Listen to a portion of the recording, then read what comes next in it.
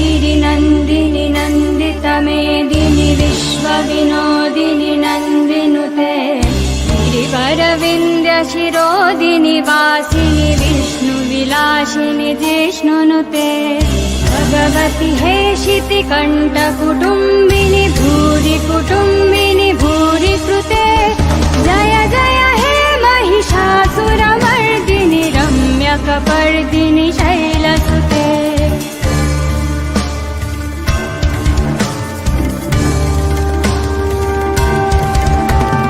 सुरवरवर्षिणि दुर्धरदर्शिनि दुर्मुखमर्षिणि हर्षरते त्रिभुवनपोषिणि शङ्करतोषिणि किल्बिषमोषिणि घोषरते धनुजनिरोषिणि दिथिसुतरोषिणि दुर्मथतोषिणि सिन्धुसुते जय जय हे महिषासुरमर्दिनि रम्यकपर्दिनि शैलसुते जय जय हे महिषासुरमर्दिनि रम्यकपर्दिनि शैलसुते जय जय हे Mahishasuramardini रम्यकपर्दिनि शैलसुते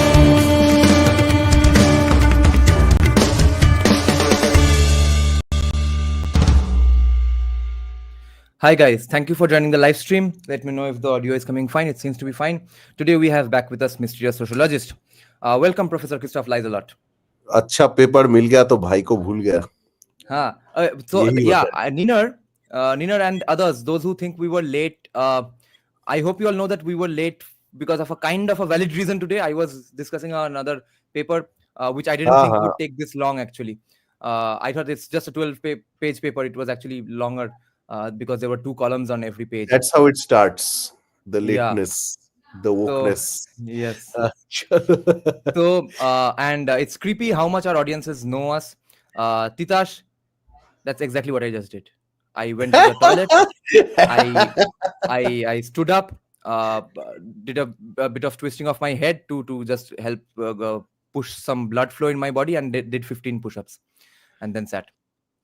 Sure. Oh, even Adivan knows us. See. It's entirely divided. Everything I did has been that anyone can surmise, considering that they've been following your last stream. वो तो logical है. So today's discussion is Hindutva is working better, Batenge to Katenge is working better, or is Freebies working better? Secondly, which is working better where? Freebies seem to be, of course, obviously without any debate, working better in West Bengal. But what about the freebies in Bangladesh? जो free का मार पड़ रहा है हिंदुओं को, वो freebies का क्या? And then laugh like that, but it was just I mean, it's so tragic. It's comic at some level. It's in Bangladesh you don't have the option to choose between थोड़ा freebies लूं या बटेंगे तो कटेंगे लूं. वहां पे हो रहा है कि freebies नहीं मिलेगा, भोसरी के फिर भी कटोगे. यूनाइटेड रहो तो भी कटोगे. Enemy properties act, you read out that paper right? Enemy properties act, तो फ्रीबीज भी नहीं है, लैंड भी नहीं है, मार भी पड़ रहा है, पूरा अच्छा सा एकदम, मतलब तो यहाँ पे there's at least a free market of things to, at least narratives to choose from, even though the nicest ones haven't arrived yet, but still Batenge to Katenge is a nice one to be a part of. But are they buying it? Like Batenge, unity sells, but who's buying? So what about Maharashtra and stuff? We'll begin from there. Mr. Sociologist, what do you think of the Maharashtra elections? Which narrative won? No, I guess at some level, Ladki Behan Yojana also won, and Batenge to Katenge was spread widely. Okay. In a sense, it was both. But what I am wondering is that a state like Maharashtra, where you have one of the best, most developed states in the country, right? With the highest per capita income almost and all that stuff, I guess almost high. I know it's not exactly the highest, but almost there. For a large state, it's a lot. So considering all this, I was wondering why Ladki Behan Yojana is important, like Ladli Behana. What? No, I think I don't know. They called it slightly different. Ladli Behana is in MP. Matlab basically the same, giving women some dole outs, right? Ladki Behan. I think so. What I other think kind of behans are there? So are they embracing transgender ideology now? Okay, लड़का बहन भी हो सकता है मगर हम पैसे देंगे सिर्फ No, लड़की बहन को. I have no idea. Like, it's probably a Marathi term. I have no idea. I had read Ladki Oh, Bahin and I don't know on Twitter, I and see. perhaps it is whatever Ladli Bahin, whatever. It's Konnasri, right? It's basically Konnasri. Yeah. So Konnasri is or whatever Lokhir Bhandar is working in Maharashtra, but it is not exclusively working. I am guessing. Okay, but I guess it is the orientation of uh, people in India to think like socialists. Hmm. I think that's how it works. I mean, Hmm. I guess, when you had dole-outs for the longest time, right? It doesn't make sense. It's like a Yeah. safety net. And I think there's see, one thing we have to be clear: BJP is not the only party that offers dole-outs. So if BJP doesn't offer dole-outs, somebody else will, at the cost of the taxpayer. So that's another factor. See, butting to cutting is exclusively BJP's offering, but Hmm. dole-outs other people are also offering. So we'll have to also think about it that way. That it's it's like a arms race for kind of Dollars. welfare dole-outs. When you're But used to everybody like else promises also. So it's not like BJP alone is promising and BJP is the only socialist party out there. Socialism, if anything, BJP does the least, or does it more efficiently than Congress and CPM and all these parties, right? Like they yeah, plug leaks and stuff. But yeah. having said that, I'm just saying that it seems to be that we cannot completely like the paper you just read, right? Most people Hmm. were, till a few years ago, till they became beggars, were against the industry, right? Once they became beggars, they realized, oh shit, what am I going to do with 2000 rupees and 5 kg rice? Let's get some Hmm. money, right? Hmm. So that's where you have this uh, issue of what is more important. Is it welfare, or is it so-called welfare schemes, or is it, what is it basically? When you are used to preferential treatment all your life, equality sounds like oppression. ये Thomas soil का quote है. Yes, precisely. So again, that guy comes to our rescue. And having said that, Adibhan, what stance are you talking about, by the way? Let me know in the comment, and Mr. Sociologist, continue. yeah, so in that sense, let's think of it that way, that uh, perhaps what won BJP the state is not exactly just the dole outs. It was certainly in some ways batenge to katenge at some levels. Okay, because like I said, that is BJP is the only party that's offering you batenge to katenge narrative. But Congress and all these other Congress is Muslim League at this point, so it doesn't make sense for them to say batenge to katenge. So that's what I'm trying to say, that if BJP is winning in certain places because what it has to offer differently from TMC, CPM, Congress, all these other parties, then it is only the batenge to katenge narrative. Hmm. So that perhaps then batenge to katenge is an important factor in BJP's win, a more important factor than just some dole outs. Huh. So, I have another question for you regarding Yeah. this. I'll just respond to Nina a bit. He's saying that you need to cover the paper on DEI that made the rounds recently. It had some really important insights on castes in US. The NCI study, Rutgers. Is this the one that we discussed already, Nina? Is this by chance the one you I have don't missed out think on? so. I think Okay, it's a there's new another one. one. Ask Okay. Nina to Oh yeah, share yeah. it with That one me. was also recommended by Nina only. So yeah, Yeah, so yeah, it's yeah. probably something else he's talking about. So yeah. Nina is in touch with Rutgers, I guess. Audrey Tushke. So yeah, Nina, see Nina is here. Audrey Tushke student, I Walmart is guess. now going to phase out DEI. This is the factor that Hindutvati socialists, some of them are pretending not to get, and some well-meaning not socialists also have a concern of that whether capitalism inherently now means the entire society going woke. Lo and behold, our society is not capitalist; it's still woke. On the other hand, when capitalism does wokeism, it phases it out 12 years later because the market is not accepting it. It's attached Because to of Snow market White. feedbacks Because all the of Snow time. White and the seven diverse creatures. It's Yeah, not going to work. yeah, Snow and White and the therefore seven they're going to diverse phase it creatures out. won't sell. when Precisely. state does it, it's not going to ever go away. So Precisely. the other dichotomy is that people can choose from is freebies versus Hindutva to theek hai, and then what about development versus freebies? Which do you think people are preferring according to these results, at least based on these results?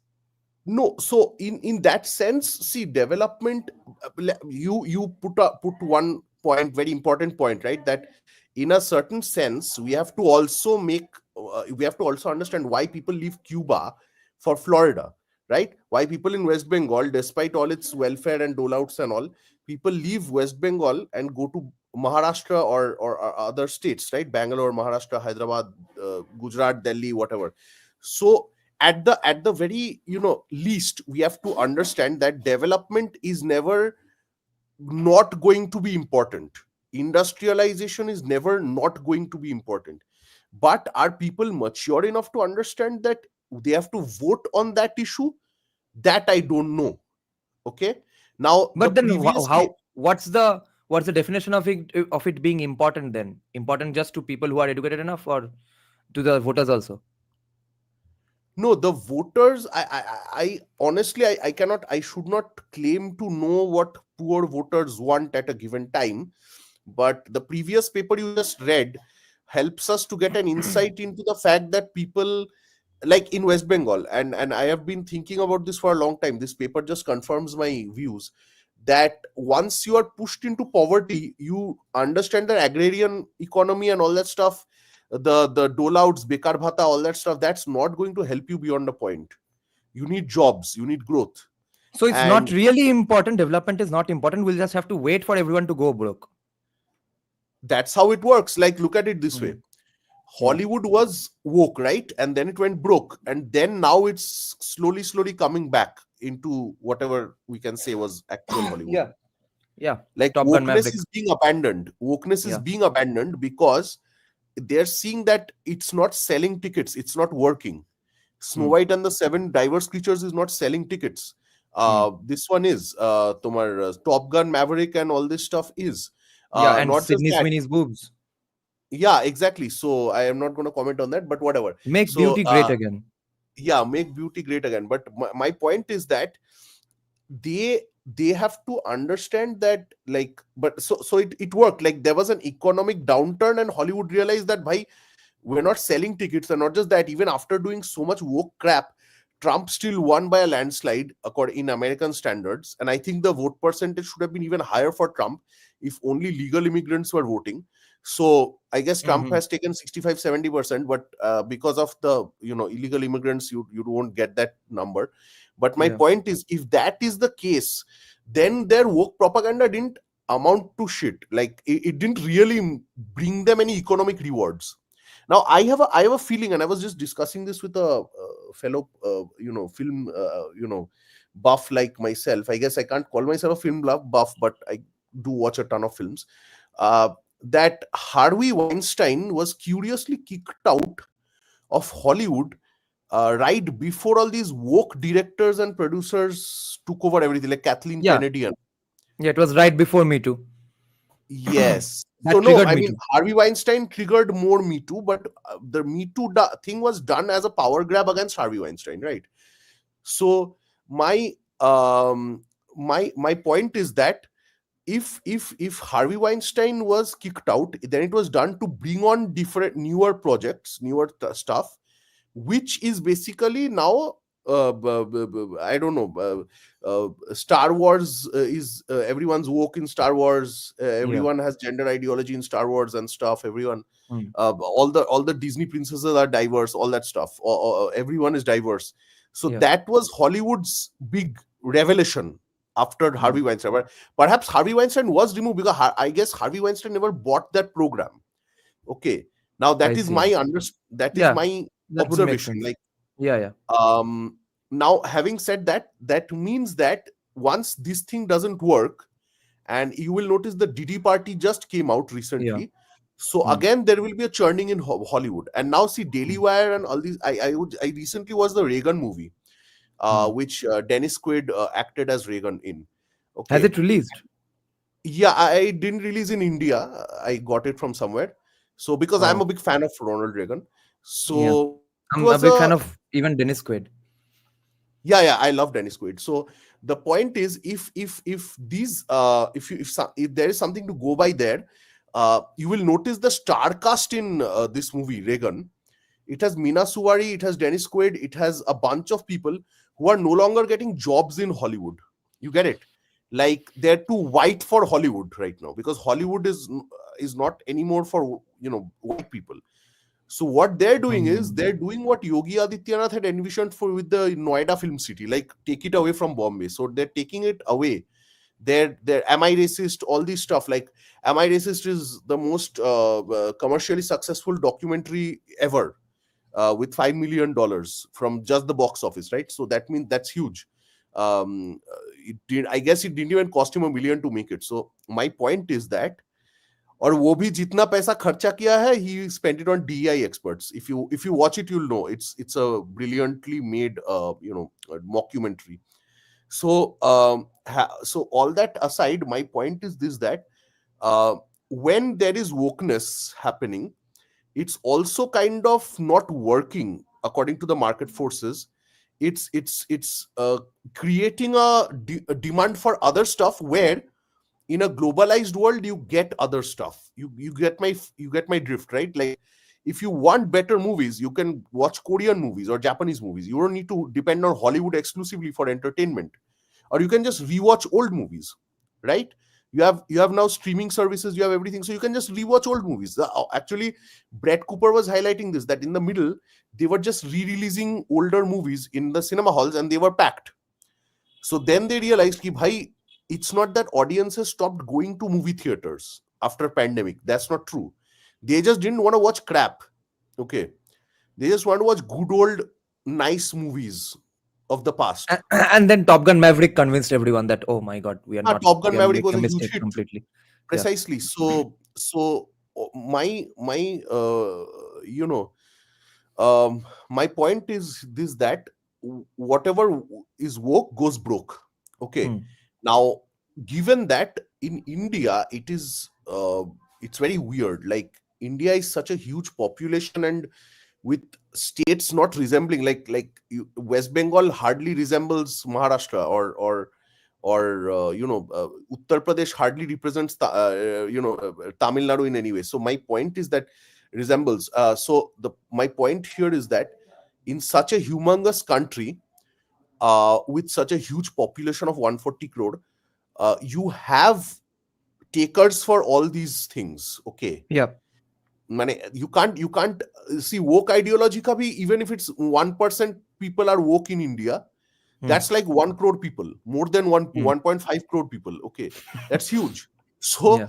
that's the other problem with India, that everyone has a loud voice, because Hmm. everyone has takers, everyone has members in their party. Hmm. But clearly I think that the BJP is onto something. I think in 2024 they tried the whole development, build your toilets, give you internet, roads, whatever crap, and fifth largest economy and stuff. That all they said, but nobody cared about it. Because see, and again, I won't say it's anti-incumbency either. People are thinking that, oh, people are tired of Modi. That's not entirely true, because he won by a landslide in the previous four Vidhan Sabha elections, where he was one of the main campaign faces. Right. So people aren't sick and tired of him in Rajasthan, MP, Chhattisgarh, all these places. No, number one. Number two, hai ki he is also, kind of, he won in places where nobody expected him to win, like Odisha and South and all that. Like, so even Kerala, they got a seat. They got a Lok Sabha MP, BJP. So my point is, if Modi's popularity was really down, then that's not exactly what happened.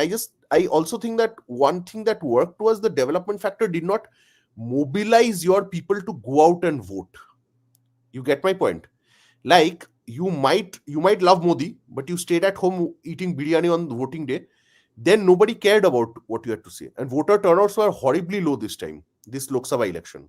Okay, so look at what happened. Like this is a theory that they have in the US. I think they have it all over the world, I guess.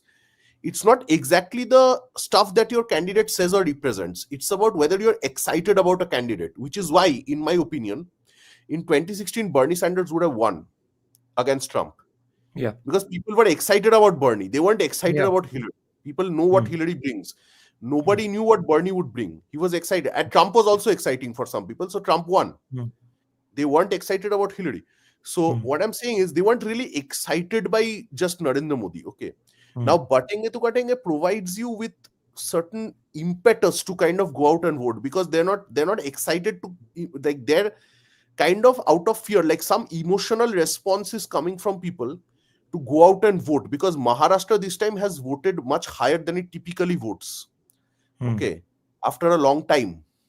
So this is what I'm talking about. Like, you need something to make people vote, go out of their houses and vote. Mm.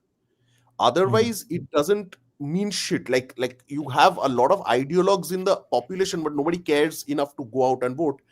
Then it's a problem. And So without the it's perception of not. it won't work.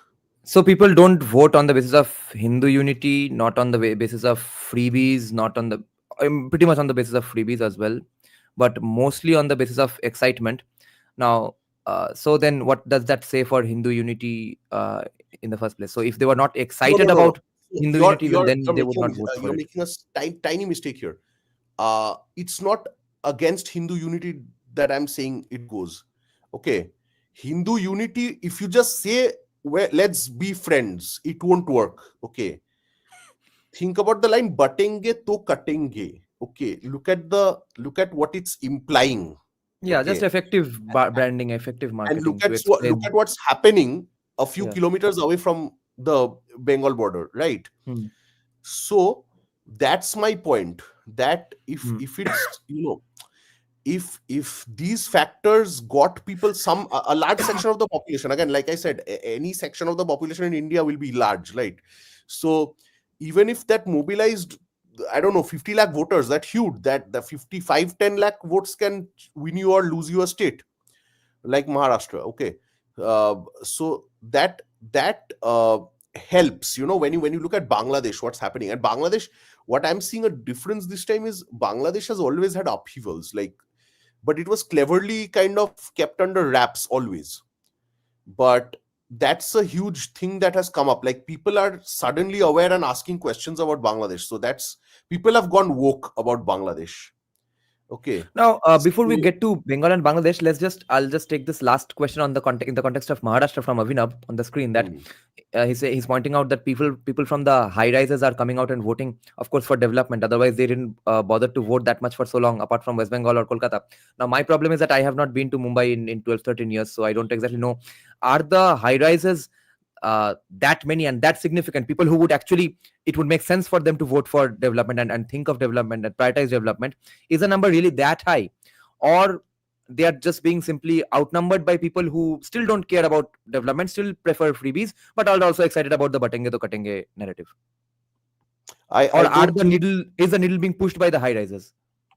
Yeah, no, my point is, high rises might push the needle in a city like Mumbai, before people kill me for saying Bombay. My point is that, um, if people are coming out, it's not, see, typically look at the voter turnouts. Even in West Bengal, in Kolkata is the lowest voter turnout. Okay, so wherever people have more privileges and more, like, you have Swiggy, Zomato, internet, TV, everything. You have good, better roads, and all that. But that doesn't make you come out and vote. In West Bengal, is the rural people who are always perpetually deprived for 50 years or so. They are the ones who come out, and West Bengal's vote share is, voter turnout is always above 80, almost 78.5 to 80% every year, every election. Okay, Hmm. so you develop a state like Gujarat, or Gujarat mein kitna voter turnout hai? Hardly, I think, 60%. Okay, Hmm. Maharashtra mein kitna voter turnout hai? Quite low. 60 is like huge for those guys. Okay, sometimes Mumbai, just 40% people vote. So you give everyone money and development, nobody comes out to vote. Okay, You look at developed European nations, citizens barely come out and vote. Okay, it's the illegal immigrant. Now that's why that's another issue. See, with Trump, when you were telling me earlier that, oh, look at them legalizing illegal immigrants and all. So I was Yeah. like, yeah, but if the way things are going right now remain, people are gonna get pissed and get their asses out one day in the like 4 years and vote for Mm. him if Mm. it means something, right? Yeah. So that's what I'm saying. Like, uh, the other point is that if you so सिर्फ development से काम नहीं होता है, like people aren't grateful enough in India. Okay, Mm. like, okay, Modi built you a road, built you a toilet, nice thing, gave you loans, whatever he had to do, he did. Digital India, all that. Now you can sit at home and watch Korean dramas and stuff, but it doesn't help people come out to vote. It's something because ये else that seemingly free भी ही है ना, उनको तो लग रहा है कि हाँ मैंने तो एक्स्ट्रा ऐसा कोई पैसा मोदी के हाथ में जाके नहीं दिया, फिर भी उसने मेरे लिए कर दिया, तो फ्री का तो माल का कोई कोई गुरुत्व, कोई precisely, इंपॉर्टेंस nobody नहीं रहता है cares unless for there is that. a crisis. Nobody cares. That's the whole या other point. And या Hindus, see, if this were a country of like 95% Hindus with like Japan, like Japanese people, even if the voter turnout, it doesn't matter, right? Like, it doesn't matter because Japanese people are mostly Japanese. Okay, but in India, what the difference is that if Hindus don't go out and vote, that means whoever is yeah going out okay and okay yeah we know. voting, So it's kind of, yeah, you understand the logic, right? yeah, So that's the thing. now one important point here, I did not know this, but Modi has taken back Waqf bill. Do you know anything about it? I don't know about this enough. What I the heard that fuck? it's being listed for the winter session. I don't know. I don't Can know. anybody in the comment section elaborate? I'll check the Google as well when Mr. Sociologist begins the next point. So Aman Singh has caught on to something. No, I will not dignify that with a response. Yeah. Wink, wink. Yeah. So Okay. So what yeah. is happening in Bangladesh? Even ISKCON is distancing themselves from Oh, this somebody said evil postponed Hindu for budget fascist. session. Oh, It's acha. been Waqf bill has been postponed till अच्छा budget अच्छा. session. Okay. Ja. Oh. No, फालतू extended में it यहाँ to पे budget बवाल session. फैला रहा था. तो No, actually Maharashtra happened, right? So you don't need it right now. You have UP in 2027. You need Waqf bill right before that. You get my point. समझ रहे हो ना? आप समझ रहे हो ना? So you get it, right? All of you. तो So it doesn't तो make sense to ISKCON. pass it in December. See, look Yeah. at my reasoning. It Hmm. doesn't make sense to pass it in December of 2024 when you have the next most important election in 2027, because you have 2025 and 2026 before that. तब तक क्या लोग भूल जाएंगे पूरा? तुम जो करना है कर लो, भूल जाएंगे लोग. Why do it right now, right? So So what I'm saying is, so even ISKCON has distanced themselves from the evil Hindu fascist leader. Meanwhile, there seem to be some people who will get to kill two birds with one stone. Get one country to say that these are Hindu fascists. We have already written research papers, funded research papers, saying that Jai Shri Ram is a call for violence and a radical Hindu fascist war cry, which has not been countered by the right wing academia. They are too busy saying how great our country was in 300 BC. On the other hand, there is a potential head of intelligence departments in USA who just happens to be a follower of ISKCON, who is also being accused of being part of a deathly cult. So yeah. सब मिला के एक साथ handle कर लो.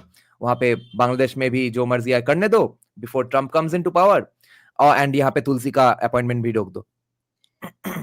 No, I mean, the point being that if see, I'll tell you something. If don't think that whatever happens is happening because of, I mean, you don't think that, I know, but it's happening because of one or two people. It's happening because of certain systemic importance, systemic things that are happening in different parts of the world, which are relevant to certain people in the world. And that's how things always work, right? Like Buddha Babu losing in West Bengal could be attributed to Indian foreign policy of the time, right?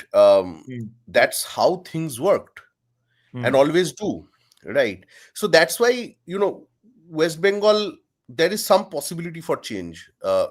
Change in the sense that I'm not talking about simply political change. I'm talking about change in economy, change in other aspects of West Bengal. So yeah, Hmm. every So administrative work, from buying land to getting your water quality check for your mustard of Bengal, is so corrupted nowadays.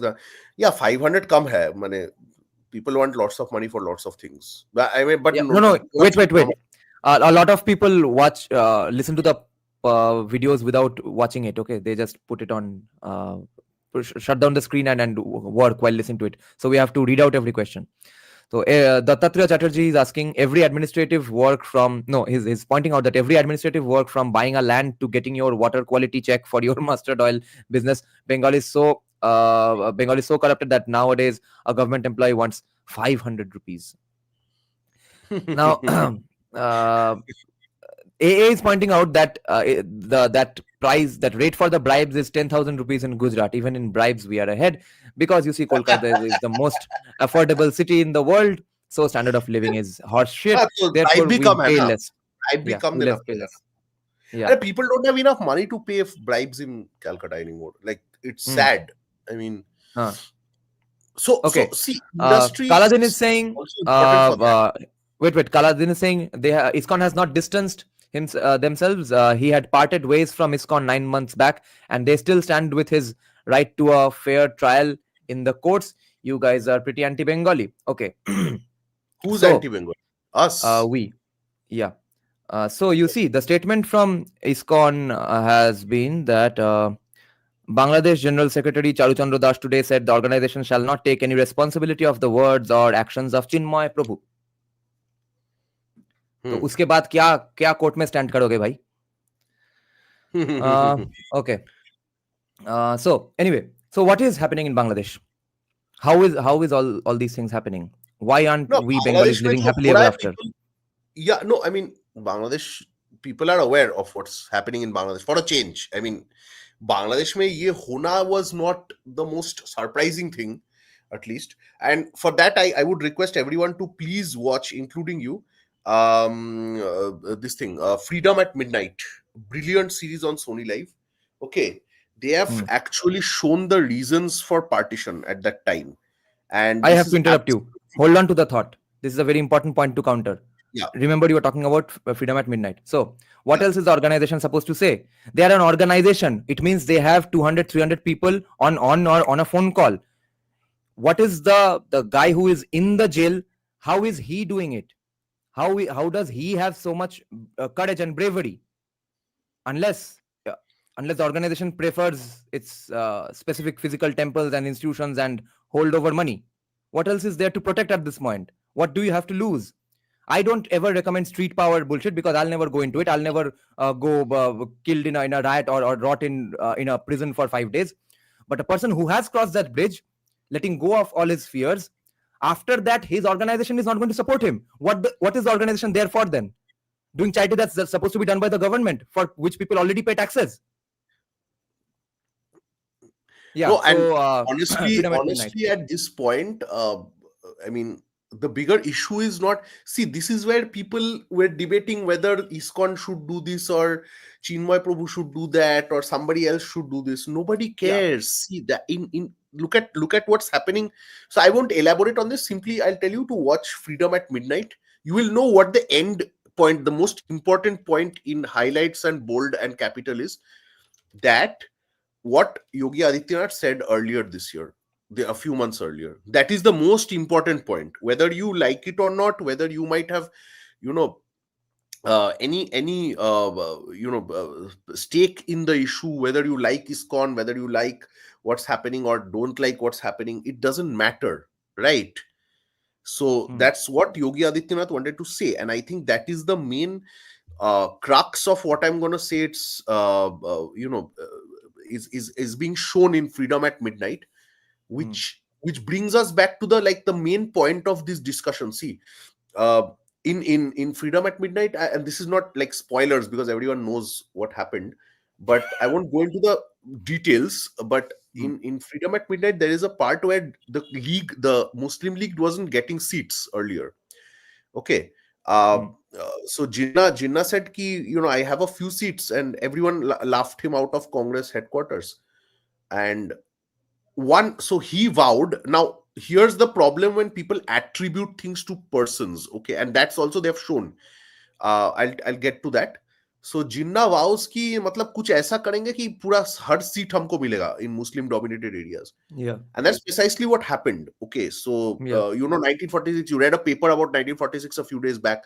So I don't need to tell you in details what happened that Jinnah did that got the league a huge chunk of support among the Muslim community for a change. So the point is that you have to have a leader. You have to have a movement that is provoking for you. The same Muslims, maybe 20 years ago, 20 years before, in 1926, the large swath of Muslims, they didn't give a damn about Pakistan. Okay, that much. Like I'm talking about the peasant Muslims and all who formed the primary. See, Pakistan was always technically a demand of the Ashrafs. Okay, Yes. they saw that if wherever we go, Hindus are dominating because of their education and their finesse and their brains. So we need a place where we can dominate, like feudal lords. Okay. Yes, it was elite Muslim anxieties, like Dr. Shomode points out. Yes, Dr. Shomode has hit the nail on the head. Now, what happened between 26 and 46 was they did their own. So parallelly, two movements were going on. So Sangathan and Shuddhi was being done by Hindu Mahasabha, where they said that all castes of Hindus are actually all like there is no Jat Varna. So we are all equal. So they were giving the sacred thread and Bhagavad Gita and Vedas to everyone. Okay. They were like, there's nothing called Brahmin and all. So they were trying to mobilize the lower caste Hindus. Muslims were also trying to mobilize lower caste Muslims. So you have already Fariazi movement and all a few things like that. What's also happening is you have a number of things like there are some Bengali middle class Muslim leaders who get elected to general secretary position in the Muslim League in 1943 and before that. Okay. So what happens is they acknowledge the Ashrafs of the Nawabs and all these people. They acknowledge that bhai humse nahi hoga. We need middle classes and lower classes to actually win the war with Congress, which is why it all culminates in 46 where they are able to mobilize at that level. Okay.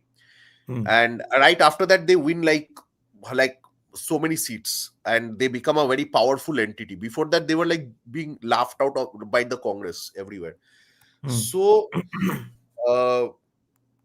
Shay, Anit Dash, what is the statement that has been given by CPIM? Because few days back they said they were. I sent it to you just a few minutes ago. Okay, I'll check it in WhatsApp. So if you can, Anit Dash, post the statement here as well. Copy paste it here, okay? And Rishi is pointing out from Twitter that ISKCON Inc. Says that they stand behind Chinmoy Das, our prayers to Lord Krishna for protection of all his devotees. So you see, Bangladesh ISKCON is being bypassed by, I guess, some central, more super powerful ISKCON, right? So now they get, I guess, one reason why this statement might have come later on is because they got so much pushback on Twitter and stuff, or they get to play it safe on both sides. They show that how much they are in favor of Hindu unity and Hindu safety and stuff, and also the Bangladesh ISKCON team also gets to say that, see, at least to the Muslim leadership there, that no, see, we are distancing ourselves from this guy and we don't want any brunt of your force, and see, it's just these authorities who are forcing this upon us. And for Kaladin, who keeps pointing out that he was not he had left the organization in 9 months before, etc. The way we can judge that ISKCON was trying to distance itself and throwing Chinmoy Das under the bus is because they could have said that, you see, we just want to clarify one thing. We stand behind him, but by the way, he's not a part of our group anymore. He left 9 months back. They could have said that point as a goddamn footnote, as an anecdote, because that's what was called for in such a situation, not distancing yourself. Because I remember the statements many Hindu organizations gave even when Sheikh Hasina was kicked out and the riots were happening. Being devout has never worked in favor of Hindutva. No, never in history, never once. See, positive stuff doesn't get you scared enough to come out and vote. That's the main thing. That's the main thing that I'm talking about here. That, see, The Fariazi movement, how it worked was, as far as I understand, they gave a lot of Muslims from 1870 census to 1901 census, between like 30 years, right? 1872 to 1901. Uh, what happened is, earlier just 2 point something percentage of Muslims identified as Ashraf. By 1901, 19 million Muslims, which is like almost 85% of Muslims, identified as Ashraf. Okay, so what happened is they kind of were able to slowly reach to the masses and become they helped them give that narrative that, we're all fighting for a place which is pure and stuff. So that narrative helped shape the main thing. And also they used one more thing, ye tumhara incentive structure kaam aayega. See, after the British came, okay, in Bengal, the kind of land policies they implemented were supposed to be capitalist, but they ended up doing more harm than good, because they were implemented in a feudal manner, using feudal lords. Okay, so what happened is they created more extraction measures for newer feudal lords. Matlab, Tagore's family, all these families, that new families that came up, right? They were Hindu zamindars who bought cheap zamindaris after 1793, and what they did was they extracted huge surplus through the growing of indigo and all that stuff. So they became crorpatis, but they did it in like feudal lords would. They didn't do it like a capitalist would. Okay, so what happened is that these feudal lords were mostly Hindus. Okay, and they used this narrative to kind of Yeah. kind of push the Muslim peasants against the Hindu feudal lords. I am not saying that. See, the main point here is, if you look at, if you watch the series again, I'm telling you to watch the series because it is a brilliant visual representation of what is happening at that time. So, if say Narendra Modi today came out and said what Jinnah said to his Muslim constituents in 46, if Modi came out in Delhi and said the same to Hindus today, nobody cares. Okay, nobody will listen. Okay, like how many Hindus will go out on the roads and actually do anything? Very few, if at all. Yeah. But the reverse is true for a group of people whose ideological basis is also there for doing actions. Yeah. Okay, what Ambedkar said, I won't go into the details again, but what Ambedkar said in Pakistan or the partition of India, that worked also. Like, there's also a small ideological basis along, coupled with incentive structures and this thing. So one in one scene, Acha, where but did you send me the CPIM statement? in the elite group, there's an Okay, elite okay, group. okay. So Okay. anyway, so this thing, where was I? Hmm. Yeah, so there's a scene in this thing, in Freedom at Midnight, where Patel tells Nehru that जिन्ना ने इनको मतलब पाकिस्तान का ख्वाब दिखा दिया है and नशा चढ़ा दिया है, kind of. So basically it was an incentive that if you get Pakistan, you will be rid of the, also not just you will get your religious freedom, so called, that you want, you will also get kind of, you will be able to get rid of the feudal lords who have oppressed you for the last century, from the 1800s to the 1900s. Okay, so I think Heir of Slytherin is writing something, the last comment. So my point is that that these factors, these various socio-economic and religious factors, they work to do what they did in 1940s and late 40s and mid 40s. Then one thing, one important factor that needs to be discussed is that who are the Muslims of Bangladesh in the first place? How did they become Muslims? But Yes. before that, let me just inform people what is exactly CPIM statement in this. Yeah, it seems. I highlight just highlight Heir of Slytherin's comment there. Actually, I want to start from Heir of Slytherin's this comment only. Okay. Do you know anything about the Farisi movement and stuff? Would you like to elaborate? Not Otherwise, in we'll a take the lot other. of detail. What I described, it's kind of like anti zamindari and all that. Like, just make Acha. your, like what I said basically in some Okay, detail. okay. Then we'll, yeah. Which one do you want me to highlight? This one. This one. That Okay, wait, he's hit it like exactly. wait. Yeah. So yeah, so Yeah, let guys, others read it. CPM's You can read the tweet. You can read CPM's great tweet on the matter. CPM's tweet is that this is statement: ensure safety of minorities in Bangladesh. The situation of the Hindus and other minorities in Bangladesh is continuing to cause concern. Various incidents have occurred that threaten their safety and security at a time when fundamentalist forces of Bangladesh are active to create a communal divide. The Bangladesh authorities are yet to take firm steps to curb communal attacks. For the sake of peace and harmony, the Bangladesh interim government has to act without delay. यहाँ तक ठीक था. अब थोड़ा disclaimer है last में. अब आ गया In this CPM. connection, within India, the Hindutva forces are indulging in wild and incendiary propaganda. Their motives are suspect, since it is these very forces who are responsible for Muslim baiting as well as targeted attacks on minorities here. Divisive politics based on religious communalism is harmful both for Bangladesh and India. And you see, terms like Muslim baiting and all, not one single CPM leader has heard of this term, right? You know where this term is coming from, where you know where these kinds of lexicon are coming from. It's absolutely from Western academia. People with PhDs in social sciences, they are writing these statements for CPIM. और यहाँ पे कोई भोसड़ी के anti intellectual किसी को higher नहीं करेगा. तो yeah, air of Slytherin is saying একদম ঠিক বললেন দাদা. বেঙ্গলে social mobility আচ্ছা, first you please translate this and point out. In Bengal, prior to British rule, there was like social mobility among Hindus and Muslims. Okay, especially among Hindus, because the caste system was never rigid. Not just in Bengal, in most of India, caste system was never rigid enough that you could never, like, if you had money, you could buy your caste. Like, remember the papers we discussed on this channel? Yes. Okay.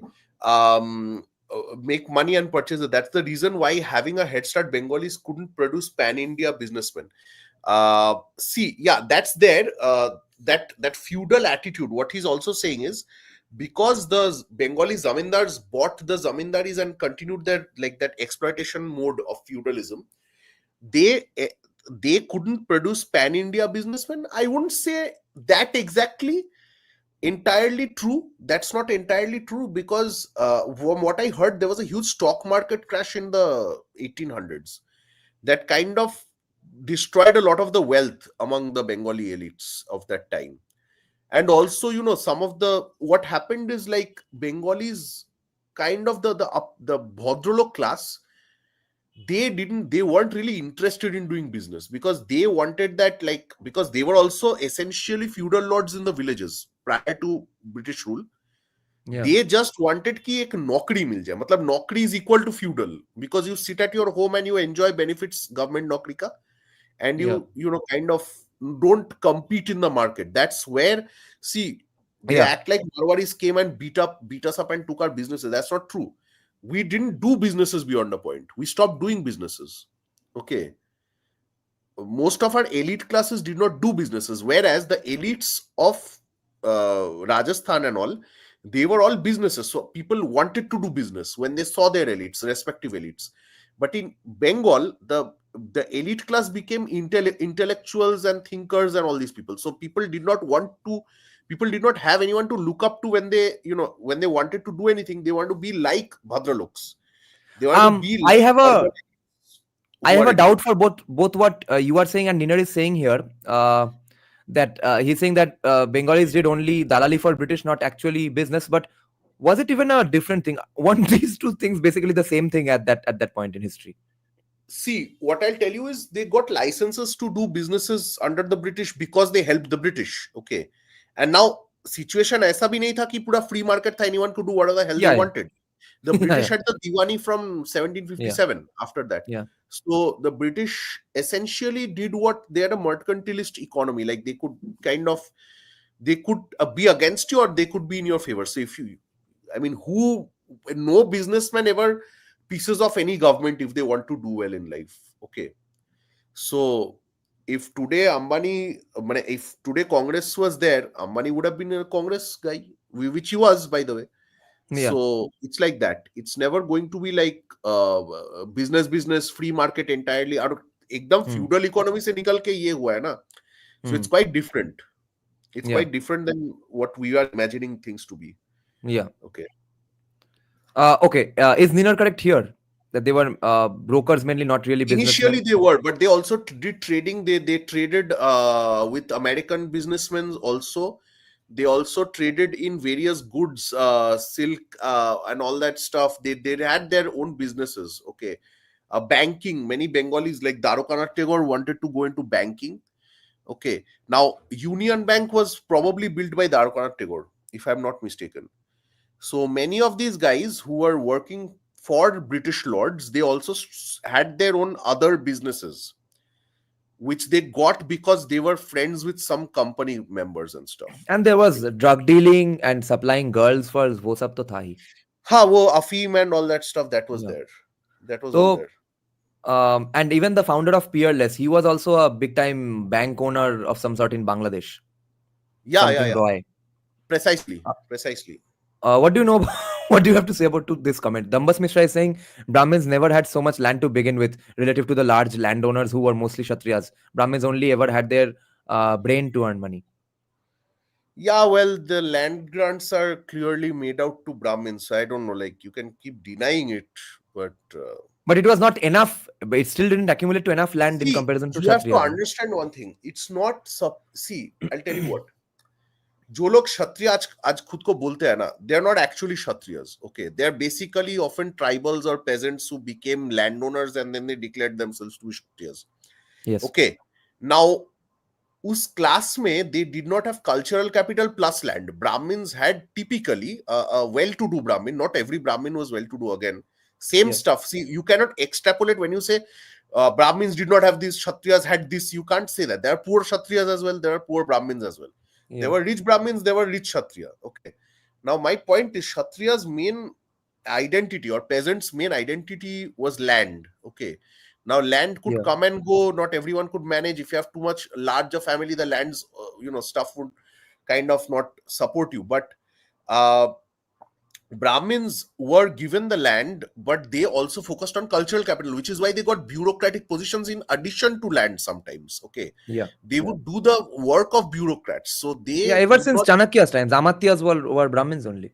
Yeah. So the point is that if you have culture, so let's say you are deprived of your land and you're a Brahmin guy who knows how to read and write and all that. मतलब तब का जो था मतलब हिसाब करो Yeah. Sanskrit and you perhaps know Persian and all and whatever. Then what you do is you just migrate to a city and work for another guy and you build your own wealth. But a Kshatriya, so-called like claiming self-proclaimed Kshatriya with their land, if the land is gone, they're done, right? So Mhm. it's like in addition to land, they had cultural capital. That's what helped them Mhm. survive for so many years. Okay, Hmm. so yeah. So, so who are then the Muslims of Bangladesh? Have they quit Hinduism and left Hinduism because of casteism? I know where you're getting at. Yeah. I think you should, and I'm telling all of you guys, please read the works of Richard Eaton. They're available for free. The book, The Rise of Islam in the Bengal Frontier, it's available in cdlib.org, if I'm not mistaken. Is a official website of the California University Press, where they have released the book for free. Okay, so you can totally read that book. It is a wonderful historical account. My point to Neerajan would be to one of these days read a paper by this guy, by Eaton, where he demonstrates how the policies of the Mughal Empire helped spread Islam in areas of Bengal where Brahmins were not there to oppress anyone. Tell us the Okay, full story, but before that, just take this question as well. Dystopian lad is asking: so is the Hindu hatred of Muslims basically a class struggle? Then, as Gandhi so class would have struggle to believed? Hindus also had against Hindus. Class struggle to Hindus like Namashudra peasants and Dalit peasants also had against their Hindu overlords, right? Hmm. But my additional point that you may have missed is what Hmm. Ambedkar said कि मतलब कुछ तो है अलग है कि Jinnah was able to mobilize people with a single speech and a few organized things. Okay, मतलब कुछ तो Yeah. अलग है, which has been discussed in this channel Hmm. previously. Hmm. Okay, now you might go back to, there's a stream on Ambedkar's where Nirajan read the Ambedkar book right after the events in Bangladesh. Then you can understand how Ambedkar analyzed the situation to be different for them. So it just class struggle hota to Hindu Muslim bhai bhai hoke, they would have removed every feudal lord. So there wouldn't have been, so that's the whole idea of Dalit Muslim unity anyway, right? And Ambedkar's book precisely argues against Dalit Muslim unity, precisely because of this, because he sees that despite all the issues that Dalits had and Dalit movement and all that, there wasn't like the kind of stuff that happened in 1946 and all. The Dalit peasants never did anything like that. Okay, why didn't they do it? If it was simple class struggle, how come Dalit peasants never went and killed so many people? That Right. was Irfan Habib's question as well. अरे भाई ये लोग rise up क्यों नहीं कर रहे? Revolution क्यों नहीं ला रहे? They are oppressed. Yes. So how come Muslim peasants under a Muslim king? Because the intermediary landlords were Hindus. Many of the, so Eaton says that after Raja Ganesha's regime in 1410 or something, 1415 I think, his son became Jalaluddin. Okay, his son converted, and then so his son was clever. So what he did was, before that in the Turkish Sultanate, they did not include Hindu elites in their administration. That's why Raja Ganesh converted in the first place. Yeah. And no, Raja Ganesh did, his son Jalaluddin did convert. Jodu. No, Raja Ganesh also converted. Then when he returned, he did Gharbapsi with the Hiranyagarbha ritual. His son by that time said, no, I like Islam. I got that story. They didn't highlight that part in. Okay. Anyway, so what I know is for sure is after Raja Ganesh's death, his son did convert back to Islam, and he did whatever he had to do. And then he also got a lot of lot of Hindu administrators into the government. Okay. So that also was there. Right. So anyway. So if such a man who once brought to Islam never leaves Islam again, then why does he have Hindu administrators? Why is his hatred for Hindus? Hindu administrators were the older ruling elite, right? So they knew the land better than these Turkish guys, right? So they needed that, the surplus. Matlab, paisa to chahiye. You need to rule, you need money, and you need your efficient administration in the region. So that's how. And even till then, like till even the time Jodu converted, it wasn't like till Jalaluddin, you don't have a ton of this thing. Kya bolte hai wo? A ton of Muslims, like the kind of percentage of Muslims that appeared in the 18th. Yeah, most Bengali Muslims in the Bangladesh area were converted to Islam by Jalaluddin only. He was a no, they weren't. That's the whole point of Eaton. They weren't. Oh, the majority wasn't. Like kuch ko kya tha, obviously, but the rate, matlab Eaton jo bol raha hai, and he's right that the kind of population, matlab, even if you, let's say you have 10 crore people, right? You convert even 1 crore, even matlab 9 crore are still there left. Okay, so something happened which made it like almost 70-30 or 60-40, where Muslims were 60 and Hindus were 40. वो कब से हुआ? मतलब how did 60% of the population become like that? Jalaluddin did not personally go and convert 60% of the people. Okay, so वो हुआ था Mughal period में. Okay, and how that happened, that's what Eaton is detailing in his book Rise of Islam in the Bengal Frontier and his various books, basically. So where did the phrase both in Hindi and Bengali "topi pehnana," by which we mean fooling people, come from? Did it come from Richard Eaton's research? I did not research it. I know you had told me to. I did not research it enough. But in a way, what Eaton says is they weren't really converted per se. So he's saying there was a kind of creative adaptation of Islam in the Gangetic plain, like in East Bengal. So what he says is that, and this was always my question, like Islam is a textual religion, right? It is based on a book. So if people can't read, how did they convert without knowing what's there to convert to?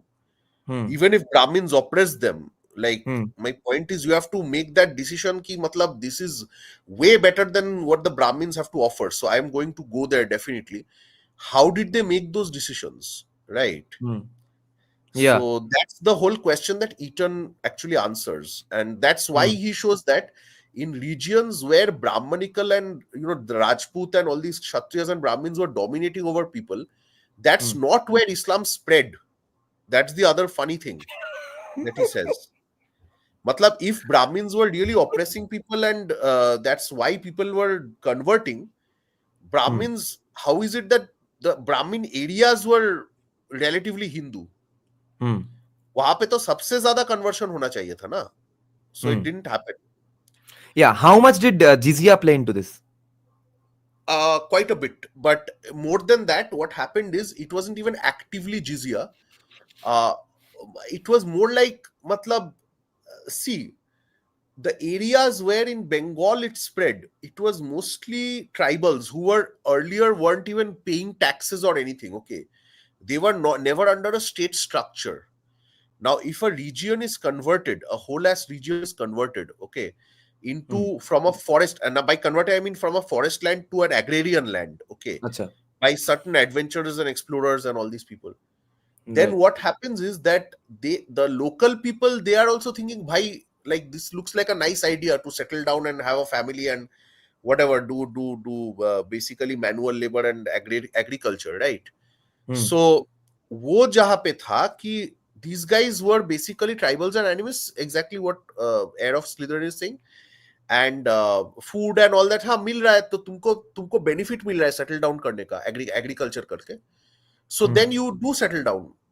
It's logical, and that's how even Brahmanism was able to dominate in areas where it did. Like Brahmins brought superior agrarian knowledge and kind of better kind of agrarian methods and stuff. So they were able to settle down large sections of even tribal populations themselves. So the same Also pointed similar, out by Irfan Habib that yeah, another reason for Brahmins getting respect was that they were the ones who could tell the climate, weather, and stuff, and how to organize which crop to grow when. yeah, yeah, They were yeah. in control of No, the see, calendars. Brahmins were like IAS को सब जानना है ना, Yes. कि मतलब global affairs जानना है थोड़ा.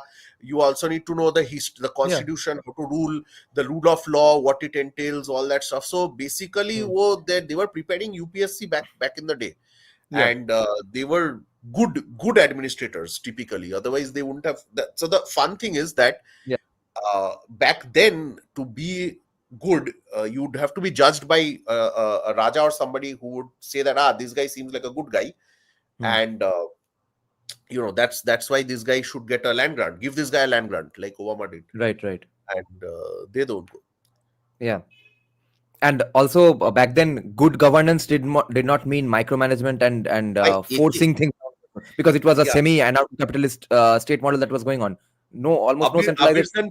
Abirjan Patel has asked a very interesting question here. Which is why every historian after every historian goes on saying that in back in those days, especially in pre-Islamic times of India, when one king lost a battle and another new king became your king in the place you live, no one gave a shit. No one even almost knew. Like 4 days later, you got the news that, oh, by the way, your king has changed. Who gives a fuck? Let's go to work now. So your lifestyle never changed because it was an semi-anarcho-capitalist situation going on. We'll Precisely, take lots of and great you could comments do have trade. come. You could do trade precisely. Yes, yes. Lots of great comments have come. Let's see what Abhirzan is saying. Mr. Sociologist, why do poor Hindus in Bangladesh not convert, but high-class Hindus did? Yes, hence the surname Chaudhuri for so many Muslim Bangladeshis. Incentive structure भाई, मेरे incentive structure Hmm. कुछ extra मिल रहा है. Not like some were converted by force, as far as I know. If you read Pirali Brahmon Kando by this thing Nagendranath Boshu, you will know that some people were converted by force, like they were forced to eat beef and then they were kicked out of Hindu society. That stuff happened. But other than that, what also happened was that some people were just, they wanted more money and power. It's not fundamentally unheard of, right? Hmm. So yeah, And do you have any idea what Afin is talking about with this I theory? am not an expert on Kashmir, to be honest. Kashmiri history, I need to read more about it. Which part of But your argument do you think he's talking about? मतलब जो settling tribal populations, okay. Acha. Kashmir, I think if you go back to Kashmir files, see, like I'm telling you, what happened in Bengal was not the same thing that happened in Kashmir or what happened in Uttar Pradesh and what happened in North India. Okay. Kashmir is a very, very small place compared to the entirety of Vanga. And not just that, what understand what I'm trying to say. What happened in Bengal, you cannot extrapolate that into Kashmir. Okay. Hmm. Kashmir had its own version of conversion, jo hua tha. And I think that they talk about that in Kashmir files. You can't see, the point is Eton is, that's what we have to understand about Eton's thing is, it's Acha. not a it's not a like general model that happened everywhere. Acha. Okay. Acha. Like it happened in Bengal, but what happened in Bengal is because the number was so large, matlab 60-40 ho gaya. That's why this is so relevant, the Bengal case. Because people do argue, and rightly so, that Bengal mein utna sword se nahi hua tha. So what the Okay. hell happened in Bengal? And caste तो ke wajah casteism भी se, नहीं हुआ, sword भी नहीं हुआ, सिर्फ टोपी exactly. पहना गया. So that's what happened. And jizya, of course, that you get exempt from Yeah, exemption all of from that, jizya. like a lot of factors work together, but primarily those who converted, they were not in the like so-called Brahmanical fold in that time. So that's what. Joydev Kundu is asking something that I was going to ask anyway. How does Buddhism play into all this, especially in the conversion of Bengal, the entirety of Vanga? So he's saying that it is argued by certain sections of historians that the Bengalis who converted to Islam were Buddhists. Is it true? Because Bengal at that point did have a gigantic Buddhist population. So do you know anything about this? Not necessarily as much as you think it would. See, Buddhism kind of slowly disappeared with the appearance of, see, What does that disappearance entail? Did they die or get converted to Hinduism or converted to Islam? Convert to ऐसे नहीं होता था. See, that's the whole problem of classifying. See, Buddhists had the fundamentally very different worldview from Brahmins. Okay.